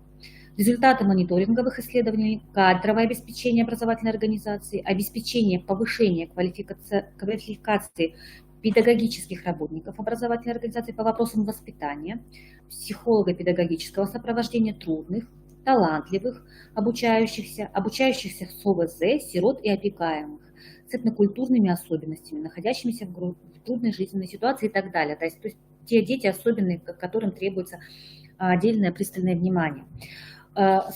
Мониторинг был разработан для всех образовательных организаций, да, Республики Коми. Для чего мы это сделали? Прежде всего, уважаемые коллеги, это сделано для того, чтобы, так сказать, определить, какие сложности возникают у наших педагогов, у образовательных организаций Республики Коми в разработке программ воспитания, чтобы нам, в свою очередь, Коми Республиканскому институту развития образования и Центру, да, воспитания и социализации личности, обозначить те направления методической поддержки, да, и сопровождения наших коллег, чтобы действительно эти проблемы, да, какие-то пробелы решались и, так сказать, мы их вместе преодолевали, эти сложности, двигаясь в правильном направлении, да, в соответствии с теми требованиями, которые предъявляются сейчас к системе образования и осуществляя ту перезагрузку, о которой нам сегодня говорил Владимир Игоревич. Что касается профессиональных образовательных организаций, я не буду останавливаться очень подробно на тех отдельных образовательных организациях, которые были, да, я просто буду говорить в общих чертах, но чтобы вы знали, да, всего приняло участие в мониторинге, который проходил до 31 июля, 24 образовательных организаций Республики Коми среднего профессионального образования, из них 12 были из города Сыктывкара, муниципалитет, да, представляли 4 из Воркуты, не муниципалитет, извините, да, государственная же организация, а регион, да, получается, так скажем, отдельный город, да, местоположение, 4 из Воркуты, из Инты была представлена одна профессиональная организация, из Печоры тоже одна, из Сосногорска одна, из Ухты 3 профессиональные организации, Ижемский район представил одну профессиональную организацию среднего профессионального образования, и Троицко-Печорский район также поучаствовал. Там одна была представлена также организация. Какие же это были организации? Сейчас списочек покажу, не буду озвучивать, да, то есть вот тут мы видим и Ухтинский медицинский колледж, видим колледж искусств Республики Коми, Воркутинский политехнический техникум, да, то есть вот кто в списке себя обнаружил, я думаю, коллеги знают, кто действительно сумел принять участие в летний период, потому что нам было важно узнать, какова же картинка на сегодняшний день по тем ступенькам, да, которые мы идем для того, чтобы вот проект программы воспитания появился, для того, чтобы он был принят, для того, чтобы он был утвержден и для того, чтобы он заработал уже в новом учебном году, начиная с 1 сентября 2021 года. Вот еще 12 образовательных организаций, которые участвовали в мониторинге. И далее мы перейдем к графикам, да, я буду просто вот пройдемся по тем графикам, которые имели место быть. То есть посмотрите, если мы говорим о реализации дорожной карты по разработке программы воспитания, то есть та система мероприятий, которая была выделена по направлениям. Направление информационное обеспечение. То есть здесь мы говорим о размещении проекта программы воспитания на официальном сайте образовательной организации, о размещении основной образовательной программы, включающей программу воспитания на официальном сайте образовательной организации, это очень важно, размещение на сайте календарных планов воспитательной работы на 2021-2022 учебный год.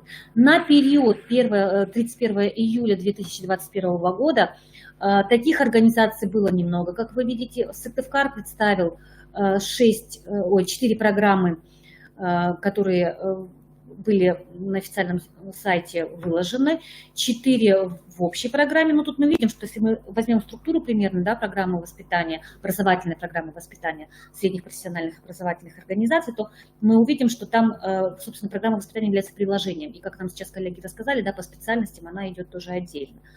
Вот. Очень важно, конечно, освещение, да, то есть гласность, чтобы программа воспитания была предана гласности и чтобы была доступна, да, на сайте и действительно имела место для того, чтобы ее обнаружить легко и просто всем желающим, всем участникам образовательного процесса. Вот. В Воркуте, да, одна организация, соответственно, представила на период 31 июля 2021 года, в Печоре тоже одна, в Ухте одна организация, получается, у нас... Одна организация у нас разместила основную образовательную программу на сайте и календарный план. Я надеюсь, что ситуация уже несколько иная, потому что понятно, что следующий срез он уже будет проверочный. Если мы сейчас, да, так скажем, тестировали, да, насколько наша республика готова к внедрению программы воспитания, насколько подготовлены сайты образовательных организаций, насколько соблюдена система мероприятий по дорожной карте, вот нам это важно было узнать, понять и действительно направить уже потом педагогов и руководителей образовательных организаций Республики Коми, в том числе заместителей директоров по воспитательной работе, в нужном направлении и русле, чтобы потом действительно в процессе, да, мы сделали нашу программу воспитания действительно рабочей и действительно индивидуальной для образовательной организации, которая имеет свои особенности. Далее. Так, если мы говорим о разработке календарного плана и всех сопутствующих документов, каким образом они принимаются. То есть, смотрите, в Сыктывкаре 11 организаций разработали календарный план мероприятий по направлениям модулям программ воспитания, да, из уже перечисленных 24. Также в 3 организациях обсуждались проекты программ воспитания на педагогическом совете. Заметьте, это очень важно, но я предполагаю, что в августовские педагогические советы, которые на период июля, да, потому что педагогические советы, как правило, проводят либо в конце учебного года, да, в мае, желательно было, чтобы было нам, чтобы они были проведены, ну или вот в августе, накануне учебного года, потому что программа, понятно, должна быть принята прежде всего педагогическим коллективом.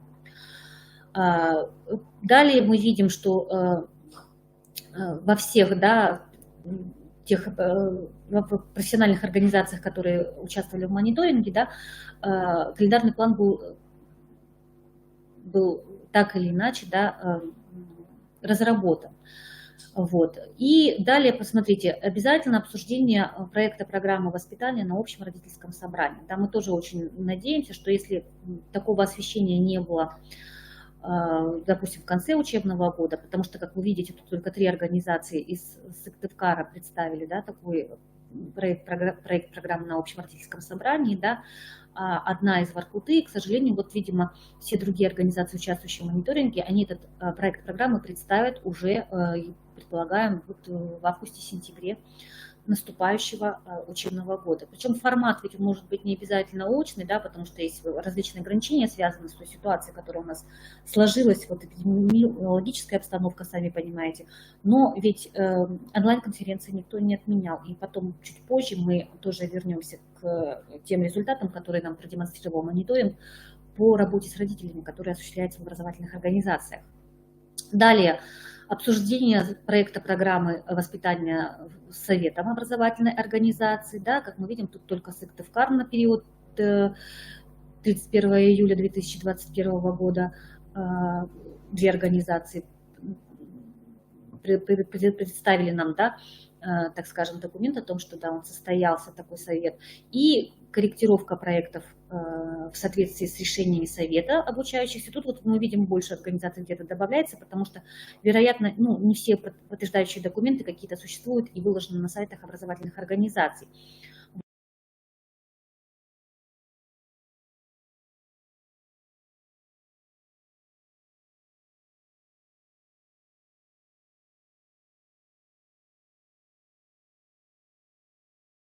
Потом наличие локальных актов, регламентирующих разработку и внедрение программы воспитания, да, то есть вот те утверждения, которые существовали, и принятия, которые есть, в том числе Советом образовательной организации, на общем родительском собрании.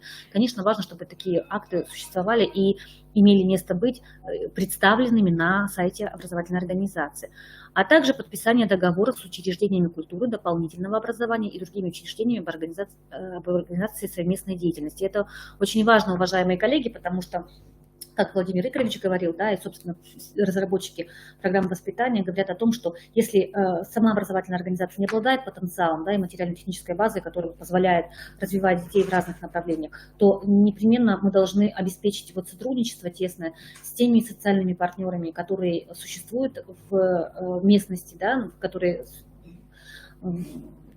существует сама образовательная организация. И, конечно, вот эти вот возможности, чтобы были реализованы.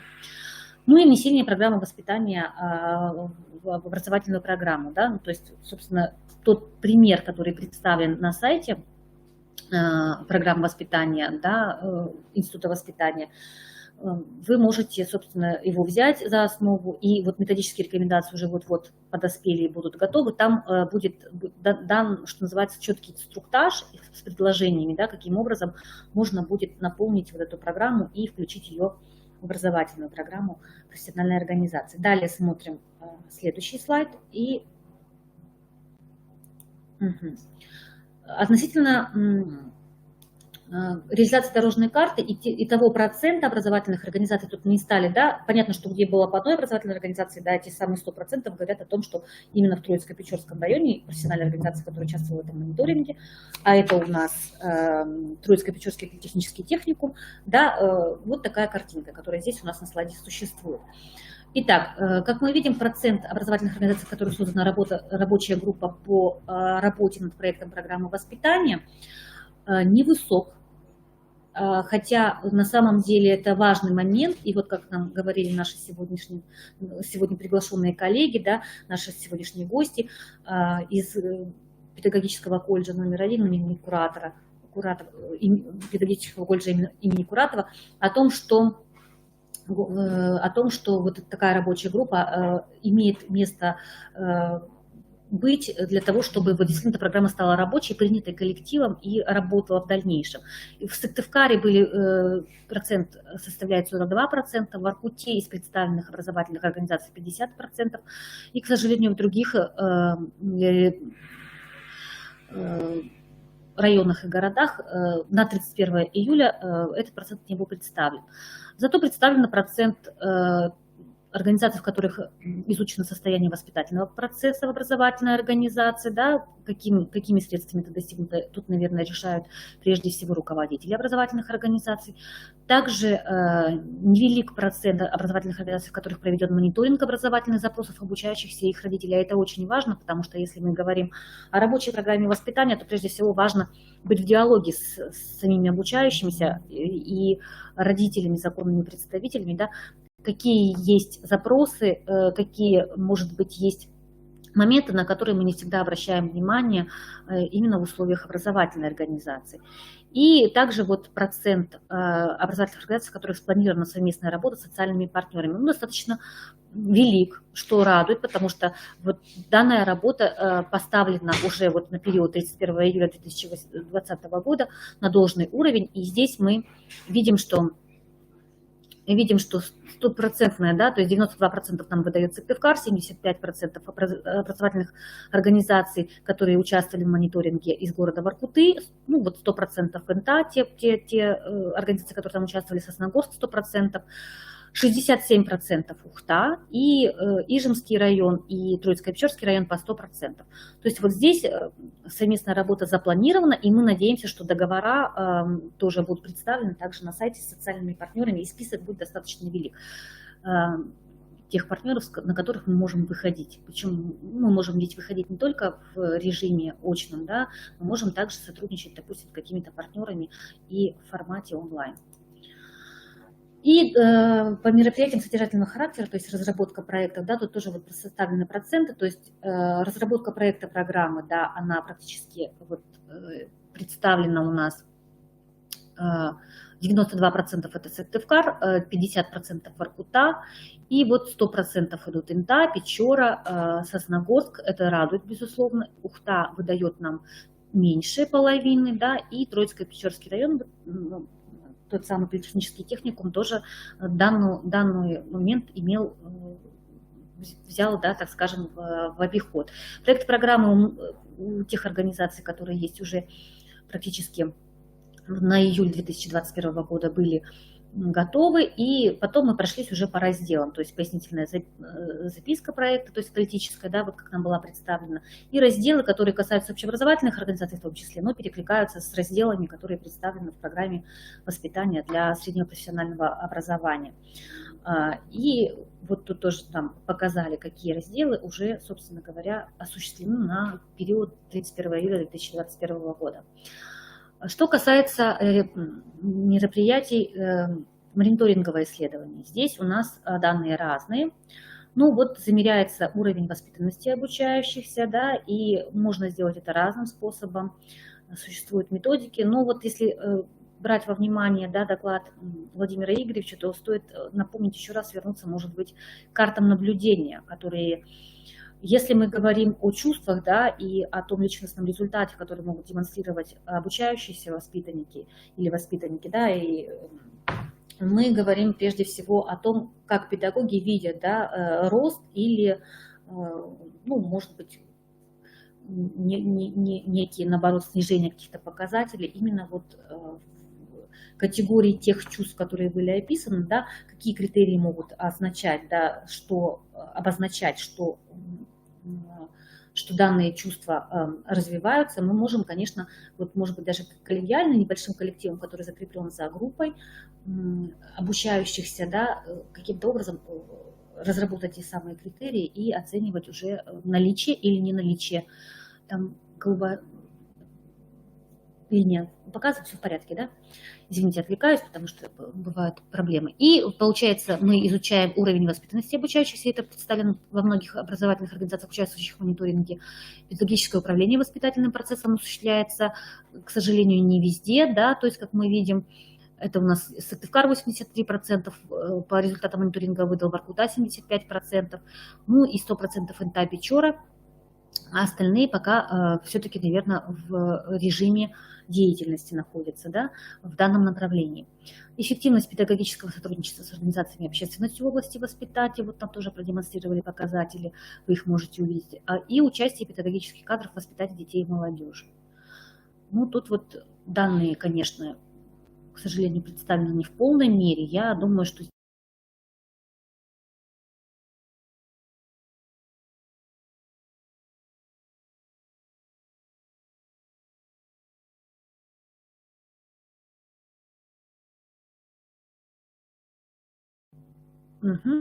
я надеюсь, что мы появились в эфире.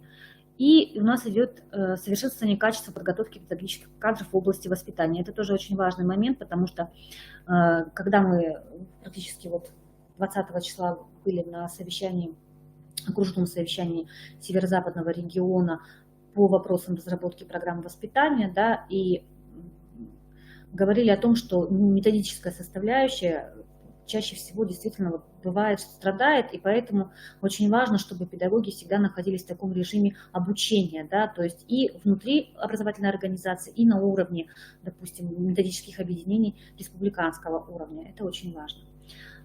И также участвовали в повышении квалификации, да,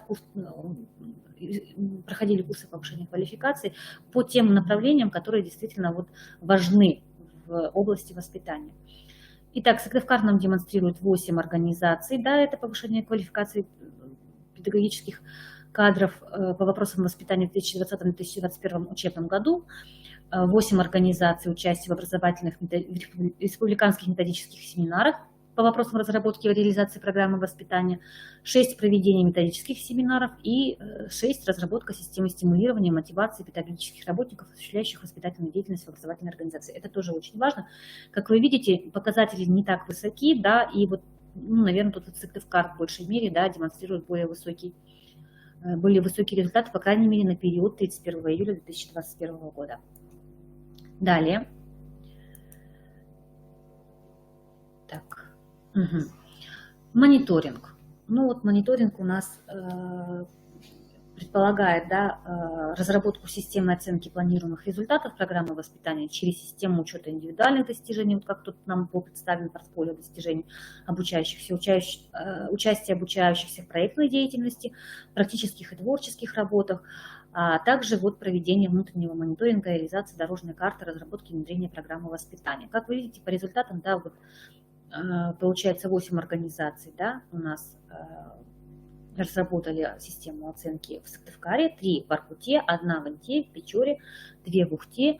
Вот именно оценка планируемых результатов программы воспитания через систему учета индивидуальных достижений. Ну, я думаю, тут тоже коллеги в процессе, и у нас еще есть целых там 5 дней, да, до 1 сентября, когда мы можем действительно обратиться к опыту своих коллег и действительно поработать с коллективом, потому что сейчас все возвращаются педагоги из отпускного периода, и, конечно, нужно в эту работу включиться и погрузиться, что называется, с головой, так как все-таки вот та перезагрузка, которая проходит, она должна быть действительно активной, и очень важно педагогов зажечь на эту работу и поддержать их.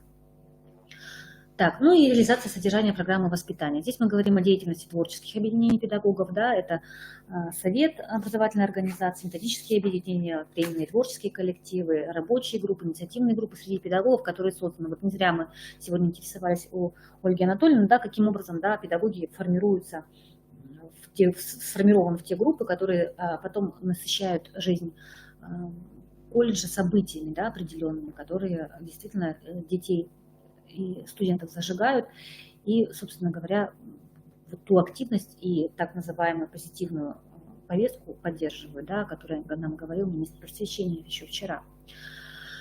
Как вы видите, достаточно ярко представил такие объединения творческих педагогов Сыктывкар, да, были даже предложены вот тут интересные предметно-цикловые комиссии, например, колледж культуры города Сыктывкара имени Чисталева тоже предложил, да, то есть какие-то объединения, они существуют и работают в зависимости от специальностях, которые вот есть в вашей образовательной организации. Вот. У кого данных по творческим объединениям педагогов нет, ну, просим, конечно же, обратить на это внимание и подумать, каким образом вот, да, эти творческие объединения создавать, каким образом организовывать их работу, чтобы все-таки эта работа была яркой и интересной и действительно живой. Далее. Сотрудничество с социальными партнерами образовательных организаций. То есть по сферам деятельности, посмотрите, да, мы выделили спорт, культуру, науку, медицину, образование, профилактику и безопасность предприятия малого и крупного бизнеса. Там у нас единственное другое, да, Воркута, потому что там с жилищными какими-то предприятиями тоже сотрудничали, центром занятости, выходили на сотрудничество, да, то есть вот тоже обозначили в мониторинге эти данные. Ну вот мы видим, что, да, больше всего у нас, конечно, это профилактика и безопасность, да, демонстрирует нам 8 организаций Сыктывкара, 3 из Ухты и, получается, Ижемский район, да, тоже нам также демонстрирует Троицко-Печорский район, вот, данное сотрудничество. Потом идет у нас на втором, наверное, месте все-таки спорт, да, то есть вот именно эти спортивные мероприятия. Культура не так много, все-таки желательно выходить на данных партнеров и заключать с ними договоры, потому что, ну, если мы говорим об воспитании, да, мы не можем, конечно, обойти культурную составляющую. Медицина очень актуальна, да, тоже образование, понятно, и предприятия малого крупного бизнеса, те, которые находятся вблизи или соответствуют специальностям, по которым идут дальше, да, наши выпускники, тоже должны быть привлечены к взаимодействию в обязательном порядке. Это тоже важно, и важно это также освещать. Ну вот список социальных партнеров, которые представили нам участвующие в мониторинге организации. Это 5 организаций из Сыктывкара, 1 из Воркуты, 1 из Инты, получается, Сосногорск 1, и вот Печора 1 организация, и 2 организации были представлены, 2 списка, извините, 2 списка организаций были представлены из Ухты и выложены на сайте образовательной организации. Это очень важно. Далее мы пытались исследовать материально-техническое обеспечение образовательной организации для организации воспитательного процесса. Да, и здесь мы видим, да, какие могут быть футбольное поле, оборудованная спортивная площадка, сад, огород, оранжерея, актовый зал, концертный зал, медиа-центр, компьютерный класс, бассейн, точка роста, но это больше касается общеобразовательных организаций, библиотека. Вот как мы видим, библиотека достаточно во многих образовательных организациях имеется и свою деятельность обеспечивает. Музеи, да, тоже есть во многих организациях. Вот из Сыктывкара, например, 11 образовательных организаций, участвующих в мониторинге, получается, нам, да, дали данные о том, что у них есть музей внутри образовательной организации. Также учительские, воспитательские, что очень важно для тех объединений, которые существуют, для того позитивного настроя педагогов, которые все-таки важно обеспечить в образовательной организации. Мастерские, ну тут, понятно, достаточно высокие показатели, тренажерные залы, ресурсные центры, дискуссионные площадки, сенсорные комнаты или комнаты психологической разгрузки, конференц-залы, выставочные залы и другие. Но другие тоже были представлены. Это и теннисная комната в некоторых организациях для студентов обеспечена, лыжная база и некоторые другие пространства организованы внутри образовательной организации для вот комфортного, так скажем, воспитательного процесса, который можно организовать в данных условиях. Далее. Работа с родителями, да, об этом я уже тоже говорила. Вот посмотрите, уважаемые коллеги, те организации, которые прошли мониторинговое исследование, они говорили о том, что у многих, да, есть день открытых дверей, как мы видим, да, 6 организаций Сыктывкара представлены. Вот. Потом родительские собрания, консультирования, да, представлены в большей части. Много говорится о том, что вот ведутся в социальных сетях странички, да, общения с родителями и консультирование в том числе, взаимодействие, так скажем, активного. Также представлены, конечно, другие какие-то формы, например, дни гостеприимства, которые устраивают в одной из образовательных организаций среднего профессионального образования, да, колледж культуры нам тоже, да, продемонстрировал какие-то еще интересные события, которыми насыщается жизнь образовательной организации. Здесь, конечно, очень важно обратить внимание, потому что исследования мониторинговые будут проводиться и в этом направлении, и, конечно, важно обеспечить доступ к таким данным и, собственно, эту деятельность в непосредственно образовательной организации. Далее. Взаимодействие с общественными организациями. Ну вот тут выделены организации, которые касаются не только среднего профессионального образования, но и общеобразовательных, да, организаций. Понятно, что в большей степени здесь мы связаны с волонтерскими движениями, с молодежными движениями, да, есть и другие, это какие-то клубы, спортивные клубы, спортивно-патриотические, военно-патриотические клубы, которые существуют и работают на базе образовательных организаций, участвующих в мониторинге. Такие нам выдал Сыктывкар и Ижемский район. Это радует. Но вот, к сожалению, есть куда стремиться, да, потому что эти организации и движения, в том числе российского уровня, они все-таки нам предлагают материал для того, чтобы участвовать в проектах, уже готовы, да, интересные достаточно, и как возможный вариант для того, чтобы действительно насыщать жизнь событиями в образовательной организации каждой конкретной среднего профессионального образования. Результаты мониторинговых исследований, да, ну вот тут вот посмотрите, соответствие планирования ресурсам образовательной организации, да, то есть своего рода самоанализ кадровым, материально-техническим, финансовым, учебным, методическим, санитарно-гигиеническим, да, вот нам продемонстрировали 7 организаций из Сыктывкара, 2 организации из Воркуты, 1 из Печоры и 1 из Ухты. Наличие системы мониторинга проводимой воспитательной работы и оказания методической помощи педагогам нам продемонстрировали 8 организаций из Сыктывкара, 2 из Воркуты, 2 из Ухты и вот Ижма, да, там 1 организация участвовала в мониторинге. Наличие образовательной организации событийно насыщенной личностной, развивающей совместной деятельности детей и взрослых, да, то есть тут вот данные нам дали мониторинговых исследований в данном направлении. 7 организаций из Сыктывкара, 3 из Воркуты, Ижма, Печора, Ухта 1 организация, Ижемский район. Вот. Ну и удовлетворенность большинства родителей, обучающихся, качеству предоставляемых образовательных услуг, отсутствие жалоб. Вот, как мы видим, 9 организаций Сыктывкара представили нам в ходе исследования 4 из Воркуты, 1 из Печоры, 3 из Ухты и вот 1 Ижемский район.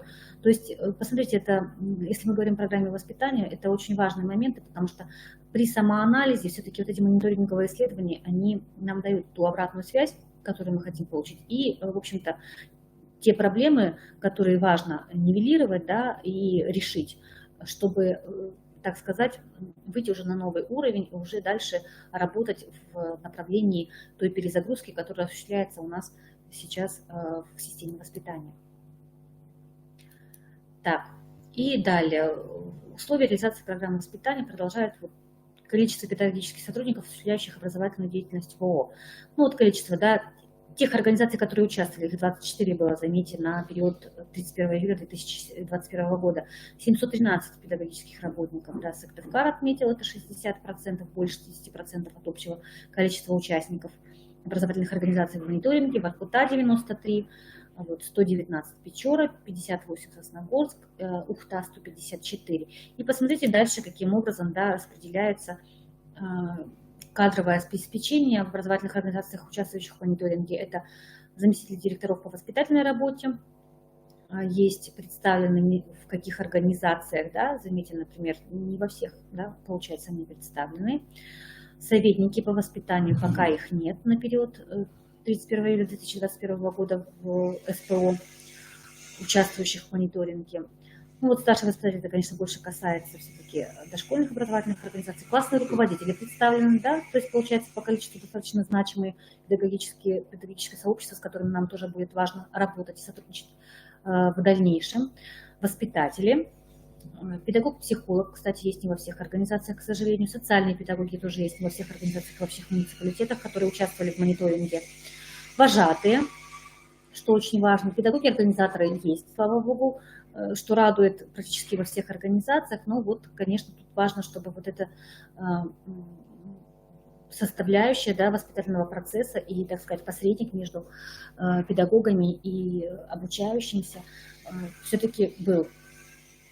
Дальше педагог-библиотекарь, да, и тьюторы. Тьюторов отметили некоторые организации, 11 Сыктывкар, 2 из Воркуты. Печора одного тьютора представила, да, Сосногорск, Ижемский район, да, и получается вот какая у нас картинка сложилась, да. Ну вот есть над чем подумать, есть к чему стремиться, пока вот мы в разрезе, да, той почвы, которая у нас есть, то есть мы ее зондировали, получается, своего рода, да, на период вот именно внедрения примерных программ воспитания и уже осуществления работы в направлении своей организации. И тех запросов, которые существуют уже вот у вас, получается, да. Участие в конкурсах профессионального мастерства по воспитательной работе. К сожалению, не так активно участвуют педагоги, а заметьте, в условиях перезагрузки это очень важно, да, то есть тут 78 человек, да, получится, педагогов, более 70% от участвующих организаций были представлены из Сыктывкара, да, далее Воркута 25 человек и Ухта 4.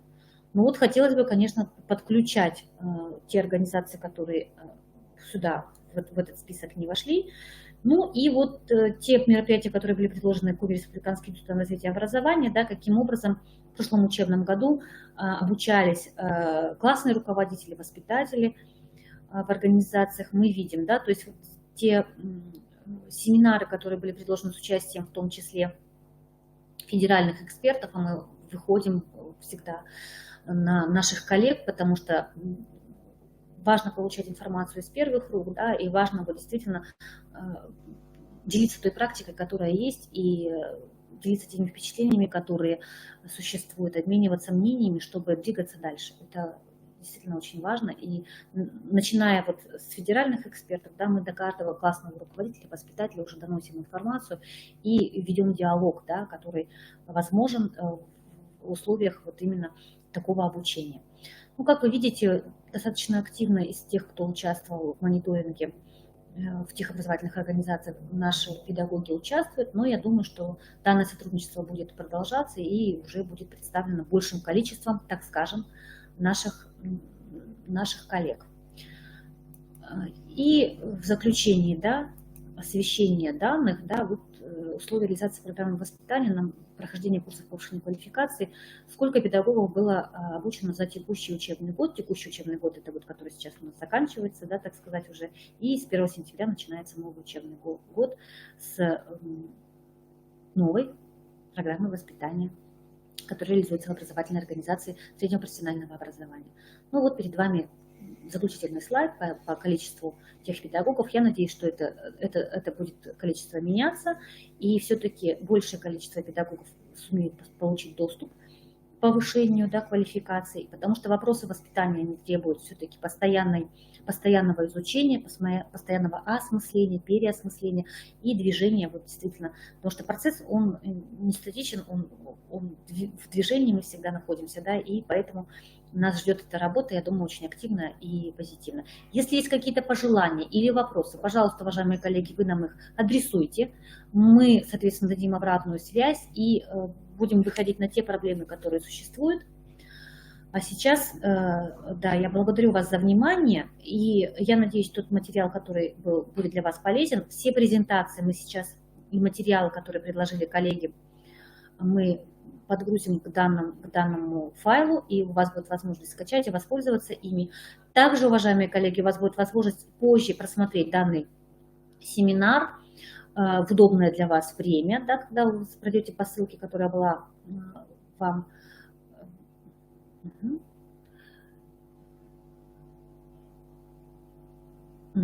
Сейчас, секундочку, отвечу на вопрос. Вижу вопрос. И тот материал, который был сегодня представлен, вы можете его использовать. И какие-то, если будут пожелания, можете нам также их адресовать, мы будем над этим работать. В какой форме уведомлять обучающихся о введении новой программы? Ну, на самом деле формы могут быть разные.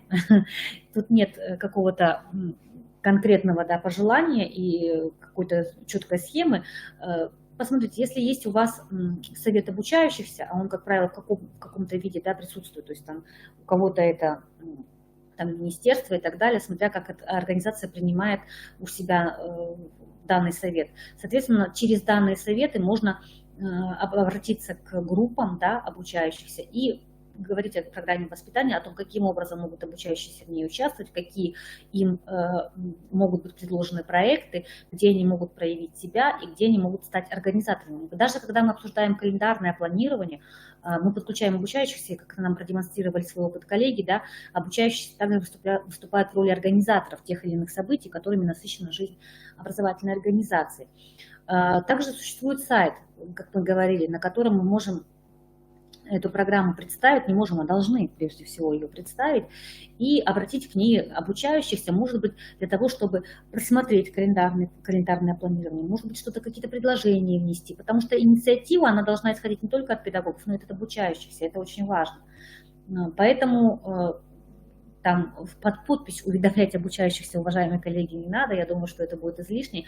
Формы можно найти интересные, разные, может быть, это будет какой-то огонек, связанный с мероприятием, которое прошло, событием, которое насыщало, допустим, какой-то коммунарский сбор, да, если мы организуем для своих обучающихся в условиях образовательной организации, да, предположим, и на одной из площадок можно разработать календарное планирование какое-то, да, предложить каких-то ответственных и так далее, да, предположим, опираясь на новую программу воспитания, о которой нам сегодня также коллеги подробно достаточно рассказали, и которые, я так думаю, у вас уже существует, в вашей образовательной организации в том числе. Ну, Елена, тут могут быть различные, собственно говоря, формы. Мне кажется, что если вам нужна какая-то рекомендация конкретная, то вы можете мне написать, я вам предложу как варианты и какой-то опыт, может быть, тех педагогов, которые уже, собственно, такой опыт имеют. Потому что программу нужно представить таким образом, чтобы она была живой, чтобы она работала, чтобы она, что называется, зажгла. Да? И вот здесь, насколько мастерство педагогов организаторов, насколько мастерство заместителей директоров по воспитательной работе высоко, как в позитивном ключе это предложить обучающимся, каким образом их вдохновить на то, чтобы они подключились и работали. Но тут, наверное, ключики должны быть разные, и очень важна та специфика вашей образовательной организации, которая есть, да, каким образом вы это сделаете. Может быть, через специальность, как вот нам коллеги говорили, каким интересным, да, моментом они в своей практике оперировали. Вот тут варианты могут быть различные, и вырубать так топорно и говорить, что только так, а никак иначе мы оповещаем обучающихся о том, что будет программа воспитания или родителей, да, но, наверное, не стоит, потому что разные обучающиеся, разные родители, разные педагоги, и тут важно оптимизировать этот момент, да, и действительно предложить эту программу как инструмент для подключения всех участников образовательного процесса. Это важно. Спасибо, уважаемые коллеги. Да, Лена, я думаю, что мы друг друга услышали, и мне очень важно, знаете, тот опыт, который мы имели на совещании, да, с северным окружным совещанием Северо-Западного округа по разработке программы воспитания, вот те разработчики, которые к нам подключаются, они все в движении. То есть нет такого, чтобы они сказали, вот только так, иначе никак не будет. Понятно, что это процесс постепенный. Понятно, что это период не одного года, когда мы вот действительно эту программу воспитания причешем, да, здесь сделаем ее подвижной, да, будем выходить на позитивные результаты и стремиться дальше к совершенствованию. Это все впереди, это процесс такой, как и у ребят, когда мы воспитываем ребят, ну, к 30 годам бывает, человек понимает, что да, оказывается, меня вот в колледже тогда тот момент был для меня таким важным, значимым, ключевым. И, может быть, он сознательно не возник на период, когда я там переживал какой-то тот же огонек или какой-то участвовал в каком-то коммунарском сборе, да, но вот этот момент, он вернулся в этот момент, да, вспомнил, имея тот жизненный опыт, который имеет наш обучающийся воспитанник, который уже вышел из стен, так сказать, во взрослую жизнь, из стен образовательной организации. Тут все подвижно.